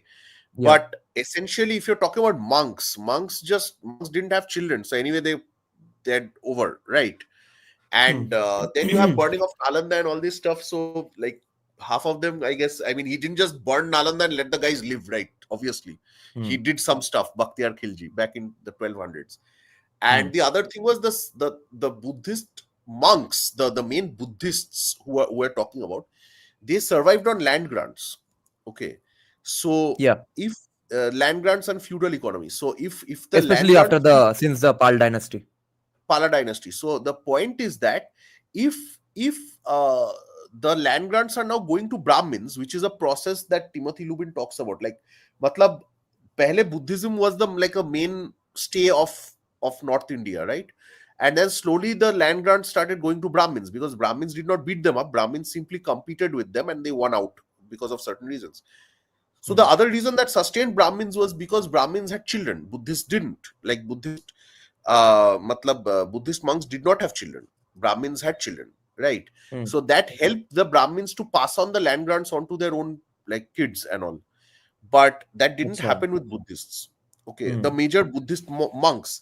And देखो एक और चीज you have to understand, ये अलग से मतलब एकदम religion basis was not there for most people of that time. Okay, Brahmins were also a small minority of people. Buddhist monks were also a small minority of people. Most people went to certain local religious institutions, and sometimes if you are richer or more powerful, you could like hire these people or kind of give a land grant and or help them out in some way or whatever. But the major groups of people, they were mostly doing idolatry to some small local deities and local gods and goddesses. Loko Devota, precisely. And when Brahmins, the genius of Brahmins was they did not impose their Vedic gods onto these people. The Brahmins simply adopted the local gods and said, "Bhai, तुम ऐसे ऐसे पूजा करो, हम ऐसे ऐसे बोलेंगे, ऐसे agriculture करो आराम से." ये उसका स्वरूप है, ये उसका अवतार है. Yeah. So they linked it to a broader. So they linked, like, let's say Lord Jagannath in Puri, they linked him to Vishnu. So they linked Mrinmoyi Devi of Vishnupur to Ma Durga. Now Ma Durga so the local deities were transformed into like pan-Indian deities. Yeah, that's how genius move. This has to be the biggest genius move in history of theology. They were definitely geniuses. They didn't go around telling people, "Bhai, तुम्हारा ये भगवान गलत है." No, they never said that. Yeah. They said that bhai ye bhi bhagwan hai, ye inka avatar hai, Yeah. so we're cool, right? And they were like, Yeah. and the locals also gave them money and power because of that, because they weren't assholes. They helped, they worked with Yes. them, Yeah. right? So the locals also helped them out. They Then didn't have weapons when they came into a place. you have, yeah, yeah, absolutely. You since you haven't watched Kantara, you might not get the reference entirely, but in the Dekna Mangalore padega, Tulunadu dekna padega. areas, See, I watch French films too much. I'm a typical yeah, bong. I don't watch South Indian movies. yes, you need to get over your obsession with nude scenes. So since Kantara is based in the places called Tulunadu, Mangalore, etc., so Yeah. coastal Karnataka, so there at one point there were basically rivalries between the worshippers of Lord Guliga and Lord Panjuli. Now in Kantara we see that they are basically the same versions or different moods of a similar deity, etc. Guliga is the more fierce one, Panjuli is the more loving god, etc. But how was this explained? How was this philosophized? When I guess the Vedic people entered that fold and said that ab jhagda band karo, the philosophization becomes that Ma Durga came and stopped the fight between Guliga and Panjuli. Yeah, yeah, yeah. Everyone goes home happy. These are all, so these are all there, like for example, if you read Hitesh Ranjan Sanyal's work on like how the Rad region was opened up, okay, Hmm. uh, the Mangal Kavyas have stories like there's this guy called Kalketu who was a hunter, okay, and Kalketu goes and like he's kicked out by someplace and by a Lausen, I think he was the zamindar, and then he goes into a forest and he clears the forest, okay, and then he becomes the landlord of that region and he settles everyone. He settles Brahmins, he settles other people. These are all stories of how the smaller zamindaris and local feudal lords came in the western Hmm. region. And the first thing they did was they needed administrators, right? You have a kingdom, you have to run it with an administrator. IPS Yeah. officer lagega. So you Yeah. call a Brahmin and settle the guy, or Yes. guys, whatever. Yes. Precisely. So this is another idea that we need to get to before the last two sections of the live stream today. Yeah. Eros Slytherin is pointing out that, which is actually an extension of his previous question, that how did the Farezi movement radicalize Bengali Muslims or Bengal area Muslims to such an extent that they all of a sudden turned anti-Hindu, even though they were worshipping Shiv and Allah just a few centuries back. And then he points out that they had a deity named Allah Thakur, and had its idol, it was like Shivling. Yes, and the interesting aspect is that I was reading up a bit because of Dr. Shomode's paper the first time I had him on the podcast. He was showing that uh, they came up with Bengali versions and names for every Muslim concept so that it would spread better. And the Yes. word they chose for Allah was Niranjan. And Ah. today in villages of Badipur, Joynagar, South 24 Pargana areas, there are still Muslims who worship random lokodevatas. Yes. Yes. Therefore, my question is that the actual ground level hard evidence of hatred and actions of hatred against Hindus that you see from Muslims, how much of it is because of the discipline that Quran encourages, and how much is it actually incentivized by the state, by giving them tax exemptions, by funding Ah. madrasas, by giving them the money to go to Hajj, by letting Ah, them so be so richer because of being Muslims. no, so the whole thing is that you typically have some dudes like Titumir and Dudumia and all these people who Right. kind of rally these people occasionally. मतलब ऐसे कोई problem नहीं है. Suddenly one of them will go to the Middle East and then they were like, "Oh, dude, you guys are doing everything wrong. Okay, Exactly, exactly. you must जिन्ना के do." Time पे तो state incentivization नहीं था. I'm talking about today. Yeah. So in today's world, so definitely there's a ton of money and power and all that involved in the whole process, right? And even the state tells you that it's better to be a Muslim than a Hindu. The state Right. state tells you that भाई तुम्हारा मंदिर हमारा है, मस्जिद रहने दो and madrasa में पढ़ो. It's better. It's better for the state to have Muslims for some reason.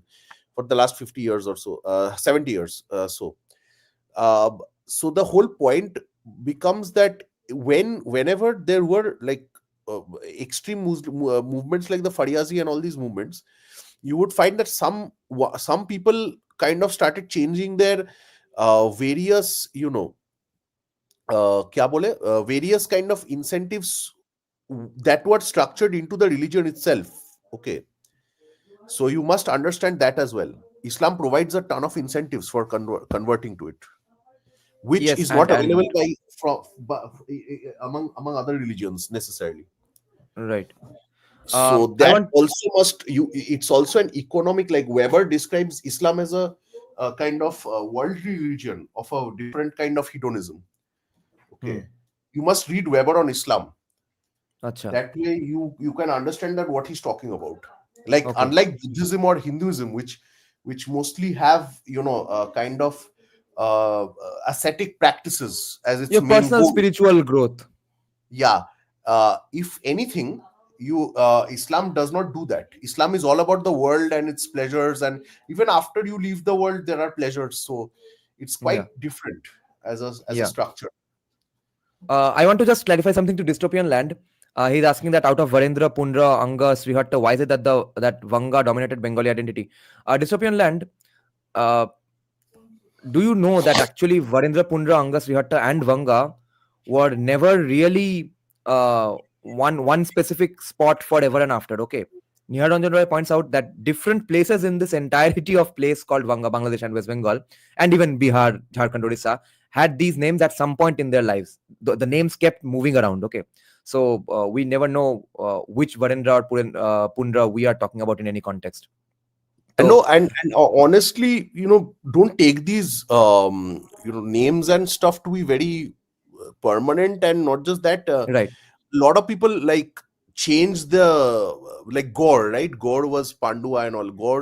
Gore was the original capital of Bengal, right? And then it changed yeah, constantly because of the shifting of power structures and stuff. So it yeah, depends on the money and politics of the time. Okay. yes. And as for today, why Kolkata allegedly Vanga dominates the Bengali identity? Kolkata में That था क्या? कोलकाता में कुछ नहीं था. कुछ like yeah, 300 years that's ago, because of Kolkata the was nothing. British coming Yeah, to Kolkata and settling. Otherwise, the story precisely. would be completely different. Now, so firstly, a question of clarification. We discussed a few live streams back, I think in the last live stream only, that we believe that हमारे Prince Abhishek might become CM in 2026 and Yeah. does and he might end up doing a lot of investments and stuff.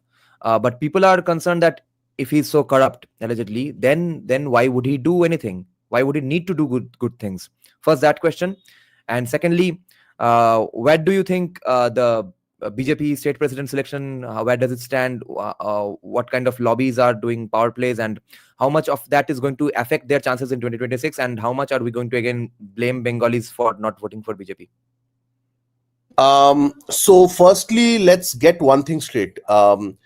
When we're saying that Prince might do reforms, you're Yeah. forgetting, and a lot of people say he's so corrupt and all that. Okay, the point is that if corruption was an absolute hindrance to development, and by Hmm. development I mean speed, I mean ease of doing business, more roads, infrastructure, all that stuff, Yeah. right? That kind of thing, then China would never have developed.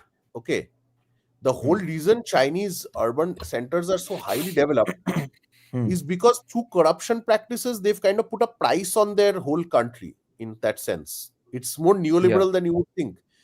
Uh, and that's why uh, what happens in Bengal is if Prince does come to power and he wants more kind of legitimacy and a legacy beyond just being someone's a relative, he will try to develop the state. And what see, it also means that a developed state also means more money. You guys forget that. Yeah. Okay, more industries come, you get industries pay somebody, right? You're paying not just Yeah. taxes, you're also paying off वही certain तो crony capitalism तो होगा ही. हम cronies. उसके return में होगा हम ही. भिखारी रहेंगे या अमीर रहेंगे वो क्वेश्चन है. Precisely. So you have more crony capitalists, there's a greater chance of more like the Shingur issue, right? Like what we just discussed in the channel. Hmm. Like you have more, that was also crony capitalism, but everyone's saying, bhai, wo ho jata, to at least we would have had jobs and more income right now, as farmers even, right? Hmm. So that is Yeah. the whole thing. But by Yeah. the way, the farmer thing, I have a small belief that since West Bengal's land is quite fertile, Hmm. in some years, in some decades, if the fertility remains of the land, unless they fuck it Hmm. up in some way, Hmm. uh I believe West Bengal's lands will be bought and sold. Okay, like we Yeah. might become more Punjab like we were never like Punjab because we have more smaller plot sizes and kind of more labor intensive agriculture. Okay, Hmm. so from that we basically can transition to a economy where in Bengal we have larger plot sizes because certain companies kind of buy up the lands, or certain local people buy up the lands, and if they kind of do collectivism, and they can kind of do more tractor based farming and stuff, even Hmm. if it's organic. My point is this, that the land here can be useful for development, again agrarian industries. Okay, Hmm. But वो देखना पड़ेगा कि कौन करेगा. I don't know. I mean वो भी करने के लिए किसी को तो करना पड़ेगा. एंड ये एपीएमसी वगैरह ये सब, whatever, these Hmm. things have to be removed eventually. That's why Hmm. the farmer bill was so important. But I guess, Hmm. see what happened eventually is it became state based. Like the provisions of the farmer bill just get implemented in BJP, this thing, BJP ruled states. That's the whole thing. Hmm. Anyway, let's get on with the So I next. just want to respond to Anit Dash here. He's asking, Dada, please respond to this. Will Bengali Hindu exodus happen between 2035-40 in West Bengal? I don't think so. Not right now. Right now, Hindutva is only going to rise in West Bengal. There will be an exodus about 100 years or so later, because for now, Muslims will try to be accommodating because of the rise of Hindutva, peacocking and show of strength, etc. A lot of them will fall in line. A lot of them are secular already. A lot of them will turn secular for a while, when especially when state stops the incentives for them to become radicals, etc. After that, few years later, few centuries or maybe decades later, there will be a call for reform in the among the Muslims of West Bengal, by which time they will be a huge population, of course, and then no one will be able to save any Hindus remaining in Bengal. There won't एक be और Bengali चीज Hindus anyway. एक और चीज हो सकता है. If what's Hmm. happening in Saudi does happen, perhaps that might happen. So let's see. Uh, yeah, but Saudi prince is also not going to live on forever. उसके खिलाफ भी वो Yeah, but he reform has call आ started जाएगा. something that won't go down anytime soon. Now we'll have to understand like what forces, global forces, are at play. At one Yeah, time, it was profitable to do these kind of things, but if the profit yeah, margins are going down right. simply based on an ideology, it won't work essentially. Yeah, So you have to and we understand can't. also that like what happened with Titumir and all these guys. Hmm. Yes, those guys arose, but remember one thing: just prior to that, Bengal's land ceiling, land ka kya hua tha? Matlab, people became much poorer suddenly, so it made sense to them to join a guy like Titumir or somebody. Okay, Hmm. so economy does play an important part in how an ideology will spread or how Yeah. much damage an ideology might do. Okay, Yes. so it Yeah. depends on that also. Yes. I would suggest a book called The True Believer by Eric Hoffer, a pretty small book. It's on mass movements, how mass movements occur. Now, Ninar's point here that TMC is B team of BJP, that's also something I wanted to touch upon. That today we see that Trinamool is saying that we are not going to oppose, fight BJP tooth and nail on the Adani issue. We are going to touch Yep, upon all subjects. yep. So again, setting corruption, not corruption, let's say collaboration accusations versus West Bengal state president fights. So what do you think is going on, and are they going to mend house by 2026? And if they don't, and if for that Bengal again doesn't vote for BJP, are we going to blame Bengalis again? So at some level, Bengalis are to blame somewhat. See, I'll tell you why. Because when you have a party like CPM winning like 7 consecutive elections, okay, especially when they didn't do any work and they lost the one time they did work, Yeah, okay, yeah. then you have to understand the people here are kind of stupid. Okay, I mean, I'm just saying it Hmm. outright. Yeah, yeah. फिर से तुम देखो कि when the present party was kind of like not doing well, they still voted for them. And remember one thing, I mean, people say that, oh, Muslim vote and everything, but Muslims are still not in a position to win 150 plus seats in West Bengal. Okay, not yet. Will that happen? Yes, in the near future, perhaps, but not Hmm. yet. Okay, now the 200 plus seats that TMC won, certainly, you know, it's going to, it's because of this thing. Bengali Hindus also voting in large numbers. Many Bengali Hindus still vote for TMC. They do. It might sound stupid, but they do. But having said that, it's weirder that in Bengal, because the proportion of Hindus is less compared to, let's say, Gujarat or Uttar Pradesh and all that. The percentage of Hindus voting for BJP is much higher than Gujarat or Uttar Pradesh. Why I say this is, in Bengal, let's say almost 60 to 65% Hindus vote for BJP.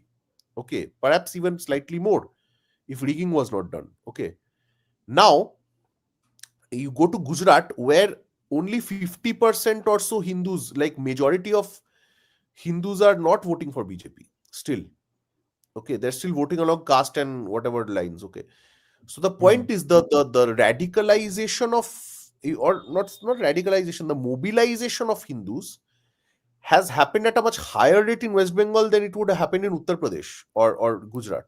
Okay, in UP, BJP getting 40% is a huge thing. But remember, in UP, Hindus form more than 80% of the population, if I'm not mistaken. Okay, so they're getting 40% of the vote means that, and in West Bengal, BJP getting 40% of the popular vote means that a higher number of Hindus, higher percentage of Hindus voted for BJP in West Bengal than a higher percentage of Hindus voted for BJP in Uttar Pradesh. In 2021, out of the total voter base of Trinamool, only 20% were Hindus. Yes, precisely. And that number has shrunk even more in 2024 and all. Now, the problem is that they have a absolute base of 35% to begin with, number one. Yeah. Number two is that that crucial, like 20% or so of Hindus, they are still voting for TMC. So what they do is, like, that helps them topple over. So there are, and also I was very surprised that BJP did not do well in actual Hindu dominated areas. BJP did better in areas which has a small Muslim population. Yeah. But in the areas where it's 90% Hindu or so, BJP did not do well in the elections of 2021. So that's the whole other point, that the mobilization did not happen at the level in 2021 that you know that would have helped BJP. But perhaps that may not be the story in 2026. Now, having said that, here's another problem. So, if so the TMC, as we all know, helps the BJP in the Lok Sabha. This is not even a weird view or anything. Everyone knows that right now. I mean, it's a common joke everywhere, right? It's just factual. Yeah, it's factual. And TMC officially said we're not interested in discussing Adani and shit. So, yeah, they're playing the cards. Now, the point here is, BJP failed in Bihari dominated areas as well. So that tells you something about the nature of Biharis and Bengalis in this thing. No, AK Brahma, this is what I'm trying to say, may not happen anymore.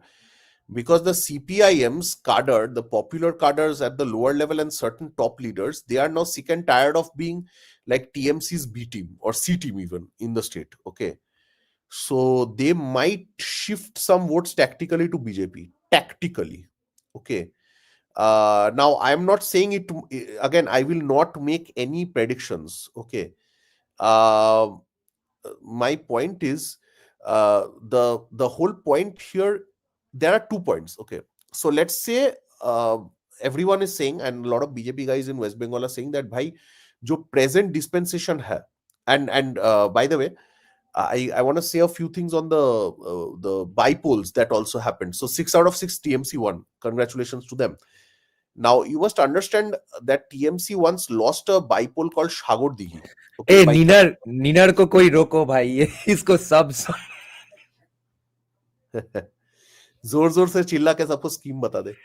Anyway, but it won't work. See, Ninar, one thing I'll tell you is, you don't think that they are as dumb as Hindus. Okay, they are much cleverer than us when it comes to these things. Okay, so हाँ जो बोल रहा हूँ मैं, तो it will happen, like, once they know that they can win the Vidhan Sabha election on their own, then TMC they will kick out on their own. They won't keep TMC anymore anyway. They'll be like, भाई अभी OSC चाहिए ना, अभी ममता बनर्जी लेके क्या करेंगे? You want OSC or Siddiqui? right? So that's what will happen. But that's still so dekho, I'll tell you what happened in Maharashtra this time. Very interesting. So in Muslim dominated areas, Congress did not win. Congress was hoping that they would win in certain areas. Muslim dominators went to MIM. So they know that, so they saw that, bhai, abhi, what's the point of giving a Gandhi a vote when I can give an OSC a vote, right? So that helped completely. That helped BJP also in some ways because it undercut the Congress. Now the future of Bengal is so there's that other sociologist you keep talking about, that steroids, matlab me on steroids, that guy. So he also said that the future Okay. is ISF versus BJP. The future is not TMC versus the TMC will fade into oblivion the day Muslims can control the whole state. Okay, till that day that they don't, they need some Hindu votes, which the TMC is offering them, and that's fine. That's okay. Now so again, see, Muslim votes again exclusively do not always go to TMC. I'll tell you how. Shagordigi bypolls. What happened is uh, TMC lost the election by 30,000 votes. This was in near Malda. BJP gave a weak candidate on purpose to so that Congress and CPM could get all the Muslim votes, and that happened, by the way. Congress and CPM did quite well by among the Muslim voters, and they defeated the TMC. Then what the TMC did, they bought the MLA and brought him into their own fold. Okay, number one. Number two, what they did was they stopped the Lokhir Bhandar and all these payments to those areas which voted against them. Okay, so that's how they were able to kind of use the carrot and stick to kind of make people vote for them or ensure that this thing does not happen again. So whenever there are bypolls, people know that there is no use of voting for BJP or CPM or any other party, because if we vote for them, then our Lokhir Bhandar, all the benefits we do get from the government right now, that vanishes. So okay, yeah. So Barbarika Barbarika Smith is asking, some Hindus voting for Trinamool still makes sense since they get immediate benefits. Why are they still voting for CPIM? yeah, Muslims do not vote for CPIM anymore. That's Yeah. one important factor. Yeah. Number two is, well, in a sense, see, CPIM ruled for 34 years, right? So around 4% of Hindus still vote for CPIM. Hindus, na, matlab general electorate votes for CPIM, which means perhaps 7 or 8% Hindus vote for them. Uh, if such, CPIM helped out a lot of families. Like they screwed most families in West Bengal.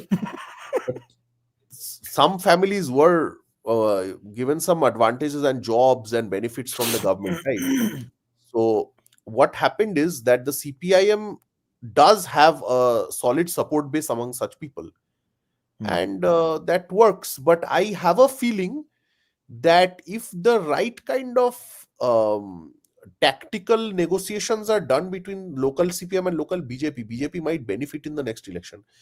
But for that, BJP needs to change its present leadership, which is actually working for the TMC, as alleged by some people on Facebook and Twitter.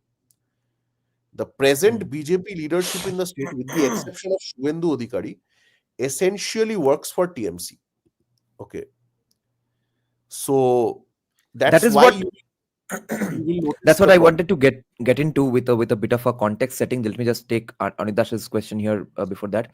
He's saying, if I say Islamification of West Bengal in near 100 years, so India in 300 years, no, rest of India will never become Islamized.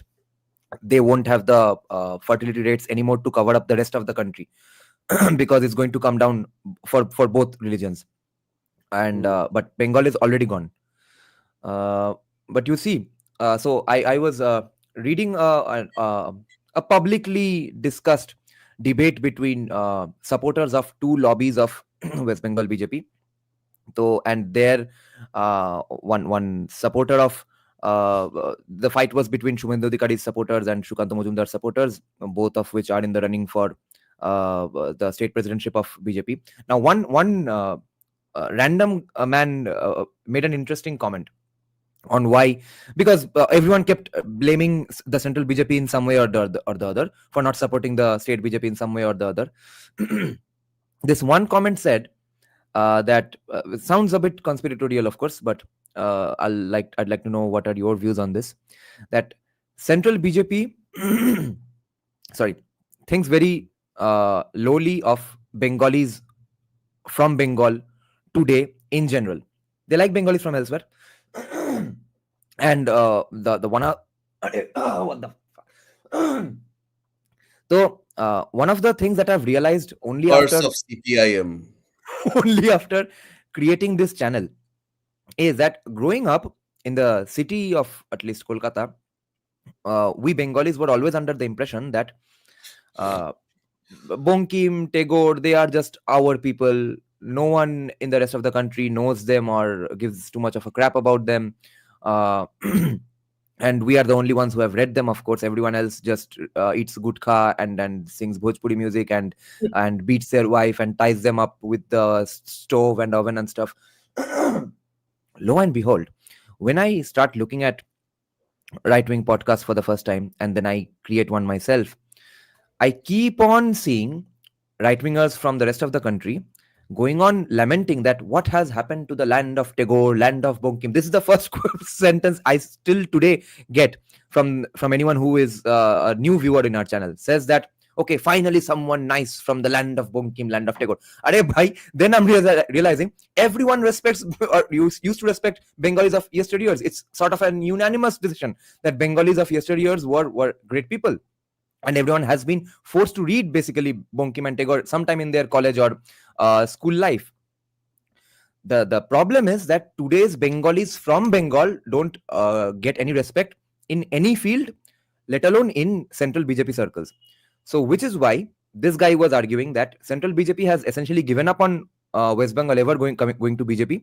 If at all it does come, it's going to happen without central BJP's let's say cooperation. It's going to happen just on the backs of Bengal BJP alone. But more importantly, they have another reasoning for doing this. A, they get Trinamool's cooperation in Lok Sabha. Secondly, if BJP becomes the main power, Trinamool doesn't exist anymore. But then CPIM becomes the next big hotshot in the scene, and they are a bigger threat to Indian culture than Trinamool. That's why for that long game also they are trying to not win West Bengal. This seems like a nice story, but 42 Lok Sabha seats also seems too big of a deal. So I don't know exactly. No, I What agree do you with think? your last point that 42 Lok Sabha seats important. Number two is CPIM and BJP at this point are not as much as at loggerheads as they were. Number two. Number three is, see, there is a section of BJP and the Sangh that really love Mamata Banerjee. Okay. Well, we can't deny it. Okay. It's just Those there. are the guys who had protested in Shingud as well. Those are the Yes, Hindutva those are socialists. the people who are idiots. I'm sorry. Okay. Sangh. See, there's a reason I stopped respecting the Sangh for a while now. Okay. They can go to hell if they want. I don't care. They have done, what have they done for this country? I've never understood. Like some of them, I mean, honestly, what have they actually done? They don't have the brains to come up with new narratives. They don't have the actual guts to go to Kashmir and do anything. You They see, they now they team I'm up not with saying this as a local. joke. They don't even care about narrative. They believe groundwork is everything. अबे The ground में problem with तुझे that देख के argument, क्या होगा? Ground work किया तो yeah, मतलब होगा क्या? That doesn't mean you'll shit. keep on doing groundwork for another 100, 200 years. Yeah, It's a bottomless pit. Groundwork without narrative is nothing. precisely. But the point is that uh, the Sangh, I don't know why, but they have often teamed up with parties of very different ideologies. Okay, they don't give a damn about if they did, then they would have had a central ideological effort towards Hindutva. They would have had more people like I mean, honestly, they just pay lip service to Savarkar at this point. Okay, they organize labor unions on leftist lines. They bloody don't they don't talk about Bangladesh till it's like bloody mainstream. Okay, they are supposedly the deep state of Indian Hindu right. Okay, what have they done? They're not even, they don't even have a proper journal to begin with. They don't have proper news channels. They have nothing. Okay, Let me and play RSS as advocate. They have done groundwork in Northeast, which is why BJP is winning Northeast these days. They have prevented conversions. Northeast has always sided with the central government because they are clever people. They know that whoever is in power, we need to be with them to get some benefits for ourselves. So if tomorrow Congress came to power, they all this so-called ideology will go out of the window. Okay, so I mean that has been my big question. That I honestly I don't care anymore, and I don't respect people who are deliberately stupid. I mean that's just something you have to pray that Sangh has worked, yeah, perhaps outside Bengal, but in Bengal, my point is, are we supposed to be cannon fodder for the rest of the country? Like, are we supposed to be like Kashmir, where you can show people, "Are bhai, wahan jo ho raha hai, you have to prevent a board BJP so that you don't get that, or join the Sangh so that ye Bengal na ban jaye." So if that is the idea, then why stay with the Sangh? Why doesn't Shubhendu Adhikari just open his own party after 2026 if they still lose? And take all the BJP votes, because if 2026 BJP again loses, which if they're working in the same manner they will, then BJP has nothing left in the state. Unless ISF comes to power, then BJP will be again like the main thing. Like we have to wait till there is 1946, and then we'll have to wait for BJP to realize, oh my God, the Sangh and BJP to realize that they have to do something now.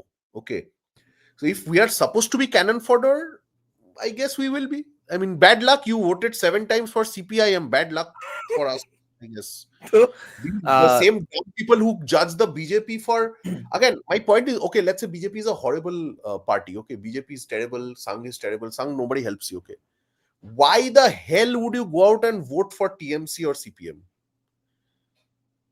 I mean, what other benefits do you get for doing this? preventing Hindu fascism, of course. As Hindus, I can understand the Muslims. Why Hindus are still voting? I have no, like, you want Lokhir Bhandar, BJP does more Lokhir Bhandar than TMC ever will. Okay, They what do don't you know want? this. The whole point is, I'll tell you what, a suicidal group of people cannot be convinced. Like there's a proverb where if you give a like drowning man your hand, there's a chance you'll drown along with him. Okay, so that's the whole point that I'm trying to make, that if we're talking about the whole country, then helping Bengal is perhaps useless for the BJP at this point.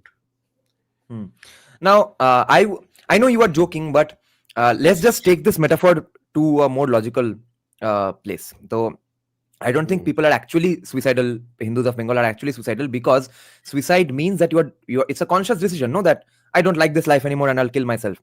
The problem is the way Bengalis look at nationalism today and the entirety of nation's news, etc. Okay, Bengalis are so insanely inward looking.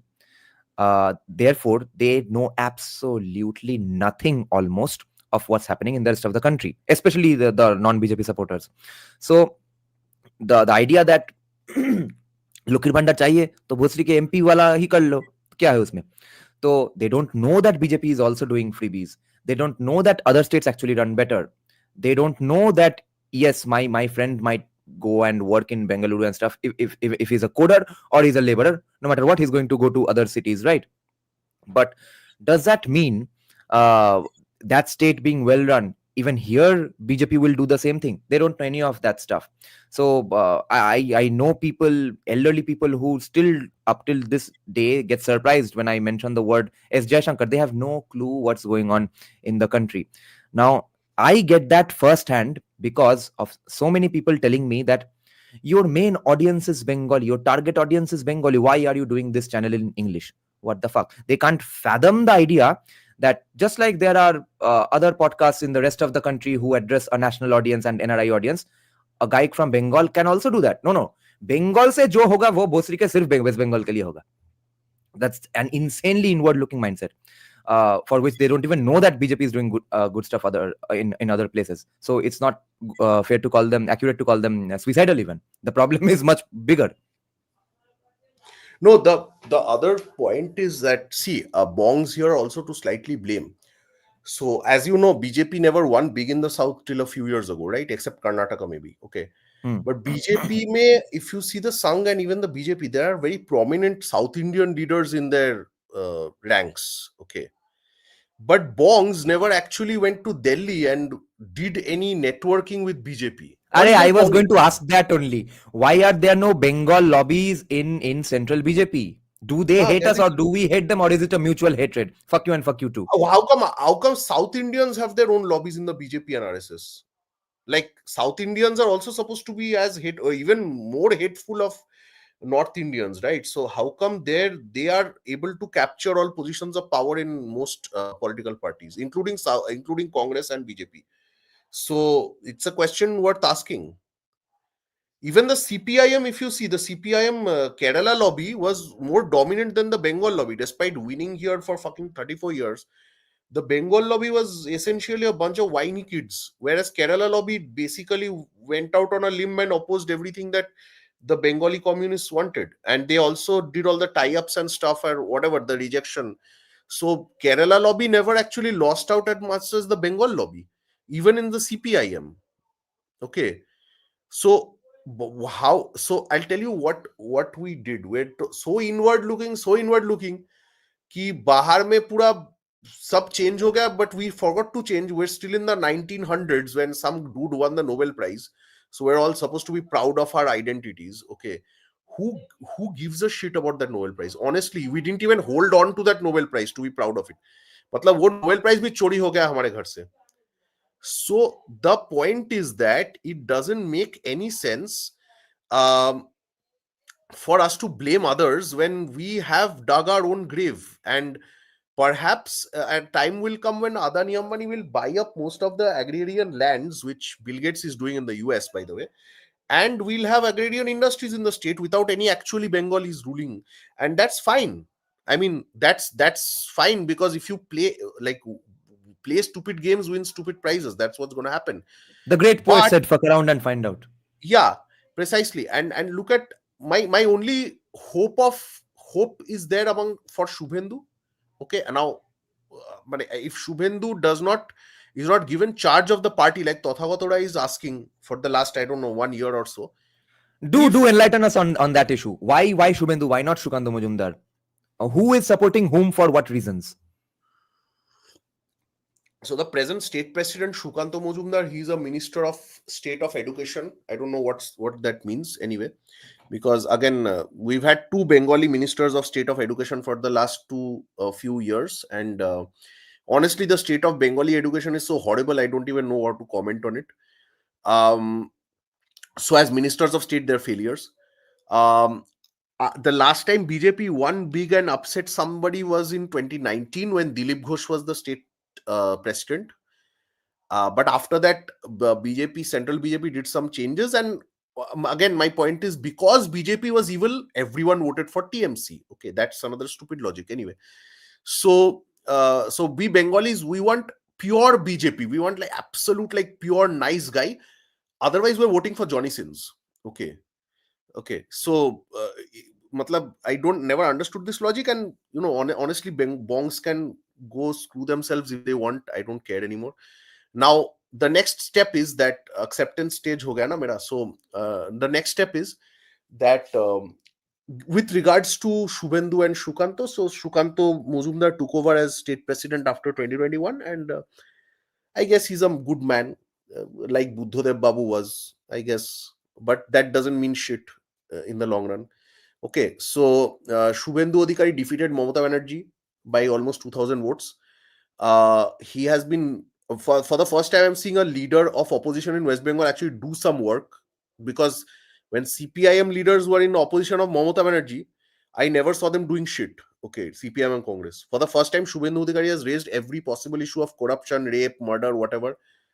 So I guess he's doing work. But the point is, if he's doing work, then how come BJP is not winning? Because Shubhendu Adhikari is not controlling any of the like local leaders or cadres. That's not his domain, as far as I understand, because he's not the state president. And that's what Tathagato Rai, who used to be the state president of BJP a long time ago, he has said that if the party is to revive itself in the state, Shubhendu Adhikari needs to be given absolute power. Okay. Now That's where a lot of people don't want him. I don't know why. Uh, I guess the present scenario is very profitable for them, so they don't want change, or they don't give a damn about the state. That's the other thing. Now, honestly, uh, if the people who are living here don't give a damn about it, then why the hell should people in Delhi care? That's my other question. And if Shubhendu Adhikari wants to be CM, um, yeah, precisely what this Orjunda is saying. Now, my point is that if Shubhendu Adhikari is a serious politician, which I believe he is, then he deserves to be CM at some level, because he is certainly a I mean, he's a serious guy who I know can be the next Himanta Biswa Sharma. In that Now, sense, he can form his own party, because that's the only other thing. If Shubhendu Adhikari forms his own party in the state, every every single vote of BJP is going to go to him. That much I yeah, can that's guarantee. another concern that was coming up in that comment section I was talking about, Yeah. because Shubhendu's supporters were basically spitballing and saying that, you know, what will happen if our Dada leaves the party, and the Shukanto supporters were saying that nothing will happen, bro. How serious are you about this? That there will actually be a gigantic vote shift for Shubhendu, and if he makes a new party. See, I'll tell you what. Bengalis don't give a damn about ideology or political party. Okay, I'll tell you Hmm. why. The CPI used to get 40% vote in over 40%, almost 50, around in 2006. In 2011, they got 41% of the popular vote, almost. The CPI matlab left front. Okay. Now they're struggling to get 4% within 10 years, 10 to 15 years. Okay. So if Bengalis really loved CPIM and had a really ideological basis for loving CPIM, they would have totally loved the CPM and given it the 40% votes. They don't, because bongs, see, beggars can't be choosers, right? So bongs don't have anything left, right? So what they'll do is they'll just shift based to the party. See, now their main, the whole reason people are still voting for BJP, 40% of the popular vote, or I think even more, because there's rigging, you can't understand the actual votes. So if 40-45% of the people are voting for BJP right now, it's because they hate the TMC. That's why they're voting. Okay.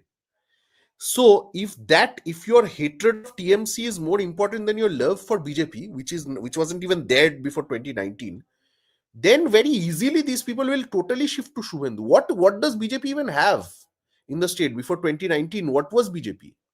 Dilip Ghosh was able to mobilize all the old CPIM cadres against TMC. He knew that they were being beaten up, they were being tortured. Okay. And he mobilized them very effectively. So BJP has its best showing in 2019 in the state. Yeah, actually, this is something I responded to someone in a viewer of ours. He was asking that, he was just being a curious man. He was asking what kind of how active is RSS in West Bengal. I said I didn't even know RSS existed in West Bengal until until 2021. I heard for the Yeah, first yeah, time. I yeah. thought it's something that happens in Gujarat and stuff, in the Hindutva fascist states, etc. I didn't know they existed here. And again, I went to a book launch discussion a few weeks back. There, a similar mindset was being discussed, that someone was saying that, you see, that book by Deep Haldar and Dr. Abhishek Bishwas has really done great credible job throwing some light on the plight of Bangladeshi Hindus and stuff. An old gentleman who has been fighting the good fight in a way for decades now got very, very angry with this. He said that no, there has been countless things written on this. No, by written on this, they mean, of course, in their journals, where leftists won't prevent them from writing, etc. So their journals, their open letters, in their magazines, they have written a lot, and many people knew it. But the problem with that many people is that a guy like me doesn't even know that Bangladeshi Hindus had any problem, or don't even know that RSS existed in West Bengal. So who is that many Precisely. people? When will people understand this? That unless you convince other people who don't agree with you, you are not winning. The game is nothing other than that. That's the only game. You have to convince other people. Now, in the interest of convincing people, I have one question for you. That since I know a lot of well-meaning people, right wingers, everything, we agree with them on stuff. Even they either used to prefer Abhijit Ganguly over Shubhendu, and today prefer Shukanto over Shubhendu. Not because they are part of the lobby and stuff. They are just random young people. I know a girl in her early 20s, okay, comes from a BJP supporting family in Kolkata, is not from Kolkata, is from Tripura. So she's right winger out and out. Even she is saying she just can't trust Shubhendu. She doesn't like Shubhendu. So what exactly is the concern they are showing? Can you get to that? Do a psychoanalysis of So these people Shubhendu is not and pure enough then for convince them. me. I don't know. Pure Right, right. blood. What is he? He's a muggle. Basically, I don't know. basically, And what are they? basically. Voldemort. I honestly I don't understand this. There's a guy who defeated Lokhon Shet in 2006. There's a guy who defeated Mamata Banerjee in 2021. I'm sure this guy has something. Okay, defeating the most powerful leaders of their time. Huh? Kuch to hai bhai. Otherwise, don't vote for him. Vote for TMC or don't vote. Vote for Nota. See what happens. Play No, they stupid think games. BJP will come to power. They will do good things, but under the leadership of Shukanto or Abhijit Ganguly, Justice Abhijit Ganguly and stuff. Abhijit Ganguly is totally working with Shubhendu right now, so it doesn't matter. My point is this: that let's say you are saddled with Shubhendu Adhikari. Let's say, okay, or you have a horrible, you are saddled with, I don't know, some loser. Okay, who cares if you don't vote for BJP? Your state doesn't exist after a point. So that's fine. The point is the educated bongs, people who know English, they'll just go out of the state. It won't matter. It's the poor people Yeah, whose they vote don't actually matter. matters. The Yeah. poor people whose vote Right. actually matters. Those Hmm. are the people who will who will suffer, and they keep suffering. That's fine. That's okay with me. In fact, perhaps they deserve to suffer after voting for CPI for Arey seven terms, and after voting for TMC for 3 terms, perhaps going towards 7. Then you deserve to suffer. You don't deserve good stuff. So, Arjun Roy is saying that Mamta was also never all that likable person or polished Bengali, but she got into power. It's not the issue; it's internal politics. Yes, here Precisely. I would like to point out that Buddhadev Agarwal used to say that she speaks Aparad Jagoter Bhasha, okay, Aparad Yeah, Jagat ka bhasha, because it was nobody not gives a polished good damn about Bengali. your polish or ideology in Bengal. See, bhai, like I keep saying, beggars can't be choosers. If your source of income is 1,000 bucks that you get from the government every month, then you have no brain cells left. And honestly, I have doubts in the intellectual capacity of bongs and in भाई the last Trinamool ने ममता ने 50 years. ब्राह्मण भोजन भी तो करवाया है ना. वो केनेथ बो TMC gives, नियल्सन के लेके यहाँ के ब्राह्मण बोई तो कायस्थों को बोला है कि convince yeah, people, yeah, yeah, explain to everyone, give a nice Bengali powerful माँ दुर्गा का स्वरूप sort of vibes for Mamata Banerjee. वो ब्राह्मण yeah. भोजन का भी वर्क उन्होंने किया है Yeah. जो कि They BJP won't do. understand Bengalis better Yes, than BJP does, because they that's know one that thing they have to Bengalis are understand. morally corrupt and weak enough to vote for us. They understand Bengalis. Like you would understand, like a good virologist will look at a virus and they'll say, oh, acha, this virus, ye hoga, wo hoga. So they know that the Bengalis don't have the capacity to build a Bangalore or a Hyderabad anymore. They don't have anything left. They have the 1,000 bucks left after, thanks to CPIM. They are the cheapest state in the city because there is no competition. There's no competitive market. Like if you increase your prices, nobody will pay you. So that's why you have to Yeah. have no choice but to have the cheapest city in the country. Okay. Hmm. The flats in West Bengal are the cheapest. You know why? Of any metro city, so-called metro city. Because nobody's buying them. Okay. But it's a It's good like thing. We have affordable trying to cities. buy a bloody flat in Bhubaneswar or Gurgaon or Bombay or Hyderabad right now. You'll go, like, I don't think bongs even afford flats in these cities anymore. I think they live in Dharavi, which is why they're so concerned about Dharavi. Okay. So, No. so my point is that bongs live on rent because they don't even have the money to buy flats anymore. So why the hell should anyone, you know, it doesn't matter. Calcutta is sold. Calcutta is going to be sold to the highest bidder. Then you can protest on your streets of New York. You can do dances in your protests. It doesn't matter. You Adani see, will Adani will buy your land. It's just a matter of time. Okay. अरे तुमको किसी channel में भाई ये जो protest हुआ, show दे एक देगा. बात बोल, अरे तू एक बात बोल, टेल मी वन थिंग. ये जो this protest that happened RG Kar, okay, Yeah. What was that except a talent hunt show? Tell me तो. Everyone I know. I sharing made it. at least 2-3 Everyone's songs. bloody sharing their pictures of dancing and doing poetry. Who the bloody hell gives a shit if you can dance? Really, I mean, honestly, these Calcutta people are so naive. They think that them No, dancing on I the would road. disagree with you for an angle issue in No, this. That's yeah, how protests sustain with art and culture. That's the job of art. That's why protests are Brahmin Bhojan sustained is by required. money. Protests are not Yeah, sustained by art and culture. They are protests are sustained by money. I'll but tell you, सिर्फ money से भी नहीं होगा.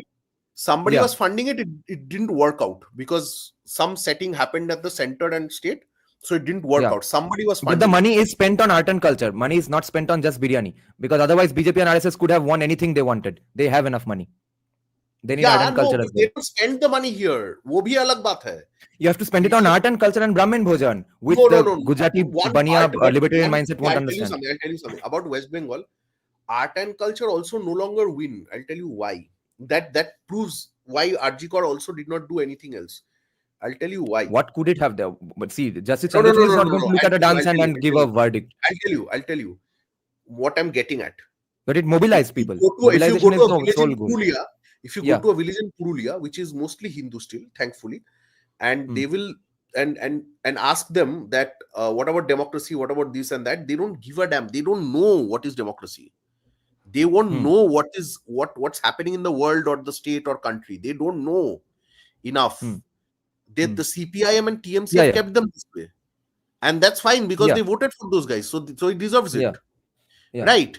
Now the point Hmm. is that if they are staying that way on their own, and they curse Marus and other people for buying their state up, so they have nothing better to do, right? Like Hmm.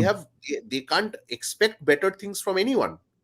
Hmm. Now, having said that, if you do art and culture in Calcutta, Hmm. that had a currency back in 2000s and 2010 and all, but the Currency among same whom? Currency among the rest of the Bengal or currency rest among of urban city? people who set the narrative against Buddhadev Bhattacharya. Okay, so Yeah.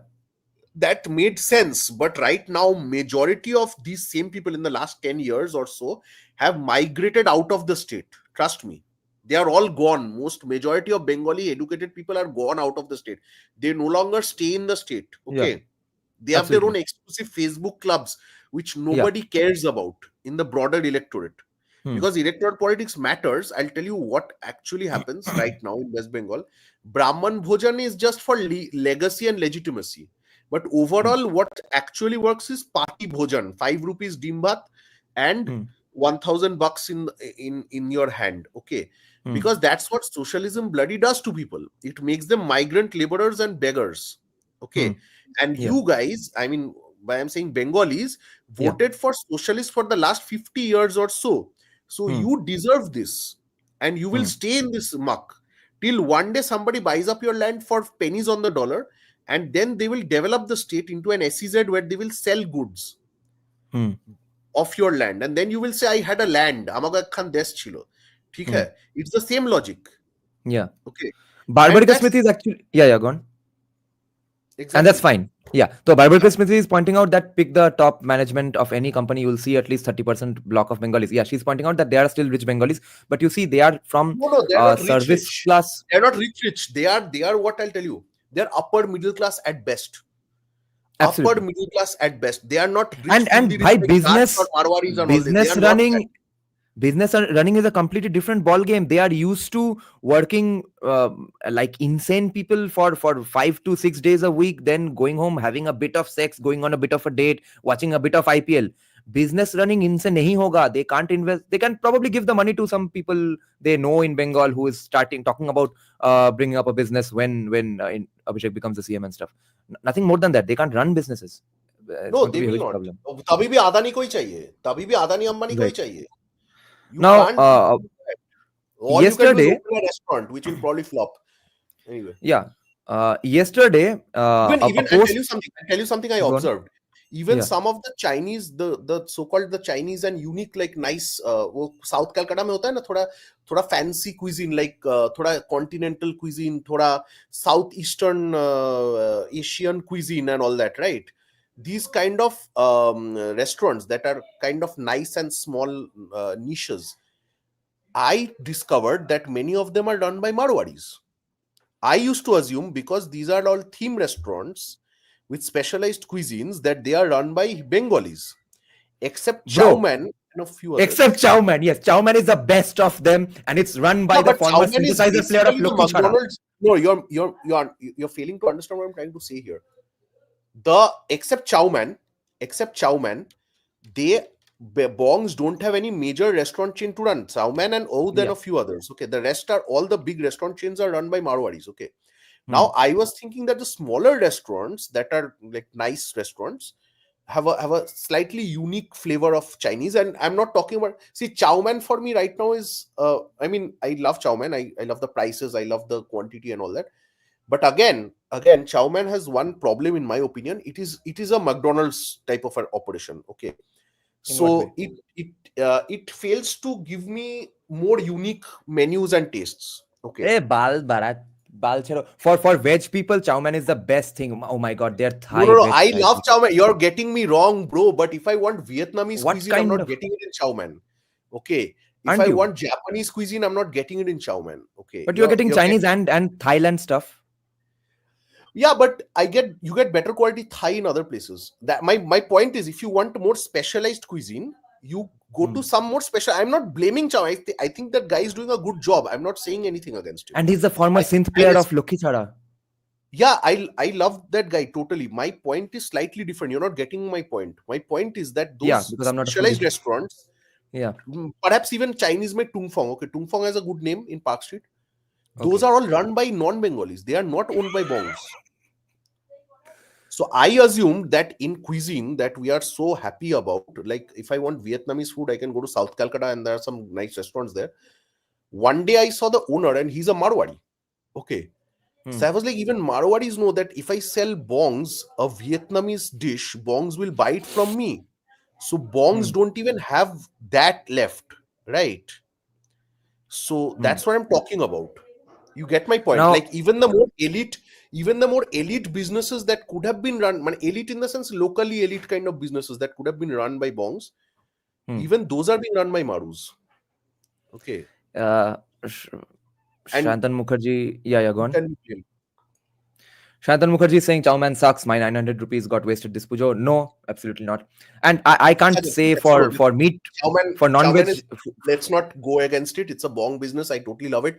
Not just because it's bong, it's a good business. I'm all for it. Oh, then Chowman, all that. That's great. Yeah, yeah, yeah. Okay. Because they are good businesses and they But make nice, my tasty point food. is this, that I was disappointed that there are some small good restaurants Hmm. that I kind of love also, but I Hmm. saw that most of them are not owned by bongs anymore, or they were never owned by bongs. I just never knew it. You're right. So that means Hmm. Marwadis, they are not just gaddiwalas in Bada Bazar. They are investing in these kind of niche restaurants and stuff as well. Yeah, everything. So I wanted to point out this thing before I ask you the last question. This went viral sort of in Facebook and Twitter yesterday. So there's a picture of a nice house in central or South Kolkata. Nice, pretty house. So a commie friend of mine sent this to me and said that if Kolkata is going to hell, how is this happening? So the post says houses in Kolkata are some of the most beautiful and well kept. See pic. A house from South Kolkata. Such houses were the fashion in the early 20th century. Houses in Kolkata, by and large, are also far more affordable. Now news comes that Kolkata's annual household income has grown by 153% since 2011, Matlab which is 1,000 higher to than 1,500 bucks. Okay, you get my point. which is So that's a huge increase because the Lokhi Bhandar amount increased by 500 bucks. So you're 100, so you're earning 100, হ্যাঁ 500 bucks more. So A now your household বাঙালকে income has হাইকোর্টই দেখাচ্ছে inflation তো বাড়া আমরা বুঝি না যেন কেউ 12,000 crore rupees is the budget for Lokir Bhandar. So and there's insane amounts of inflation therefore just inside the state, and then your salary increases 153%, but people move to a place where there's 149% increase of a salary. How the fuck is this possible? Delhi 139% and Chennai 128% only. Only Mumbai, Pune, Hyderabad have witnessed higher growth No, in I during. think what happens, the guys who shared these posts, even the people who view their posts, they are Hmm. sitting in Bangalore and viewing the posts, and they're And there feeling are happy about 50 this shit. grammatical mistakes in English. Yes, I'm sure. কেন এটা That বাংলায় means লিখতে কে বলেছিল? that bong content creators haven't even discovered basic chat GPT. Okay, So What free this version of means, that. yeah, what this means is that the percentage rise in average income of a household in Kolkata in the last 14 years has been around 4 times that of the percentage rise in property prices in the city. This is an indication that Kolkatans have been Wow. able to afford bigger homes or even a second house, but no one even lives here. Mysteriously, how? Now, so the person who sent this to No, me what and they're asked, not also mentioning is Kolkata's property prices have not risen at all by that logic. You get my point? hmm, Like anyone can buy a house because anyone can afford it. You get my no, point? the hint, the angle they are pursuing is that Of if course, Kolkata is statistics will always about so-called creative interpretation. But No, the if whole West Bengal is going to hell, how are people maintaining such beautiful houses? So I pointed out to her that first of all of these beautiful houses are either owned by Brahmins, Boidos, or Kaistos, nobody else, yeah, who have been who probably live abroad or in Delhi, and Bombay, or whatever. and send remittances to their Yeah, elderly family yeah, members who will die soon. And they have been collaborators for the British, for the Muslims, for the Congress, everyone, and even Trinamool. So there is remittance money, there is remnant money. For those reasons, they have still not had to destroy this house completely. It will go soon. precisely. It's about to No, go. no, one thing it doesn't account for is in Calcutta, number of old houses are Hmm. being torn down for for promoting.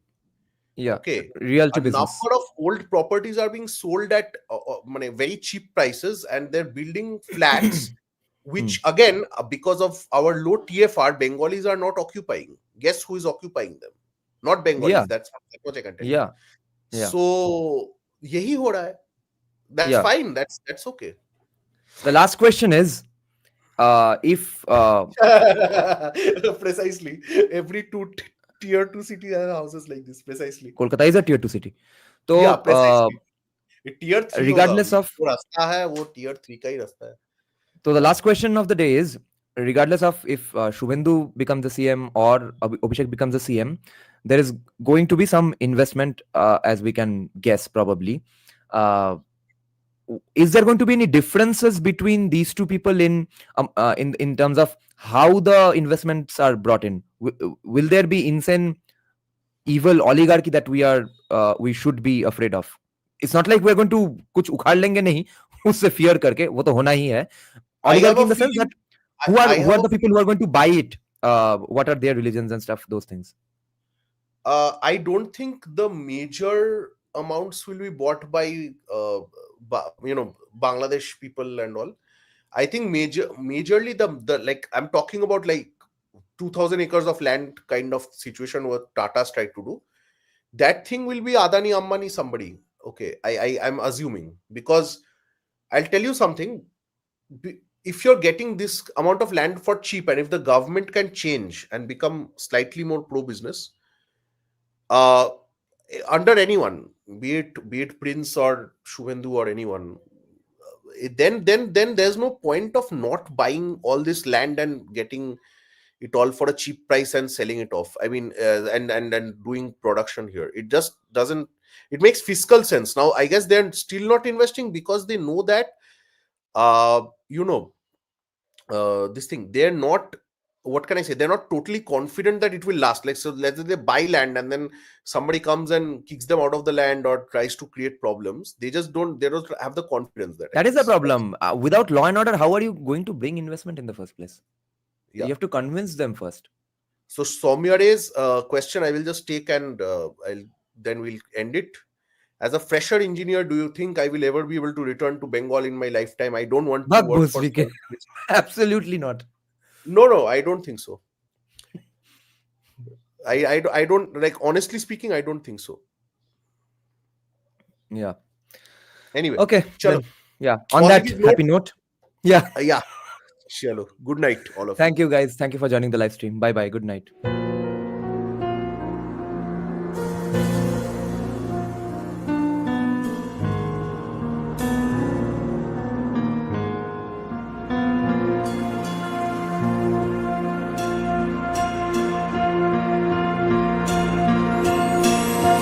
श्रवरूढं महाभीमं घोराद्रष्टाङ्गरप्रदं हास्ययुक्तं त्रिनेत्रं च कपालकर्णिकाकरां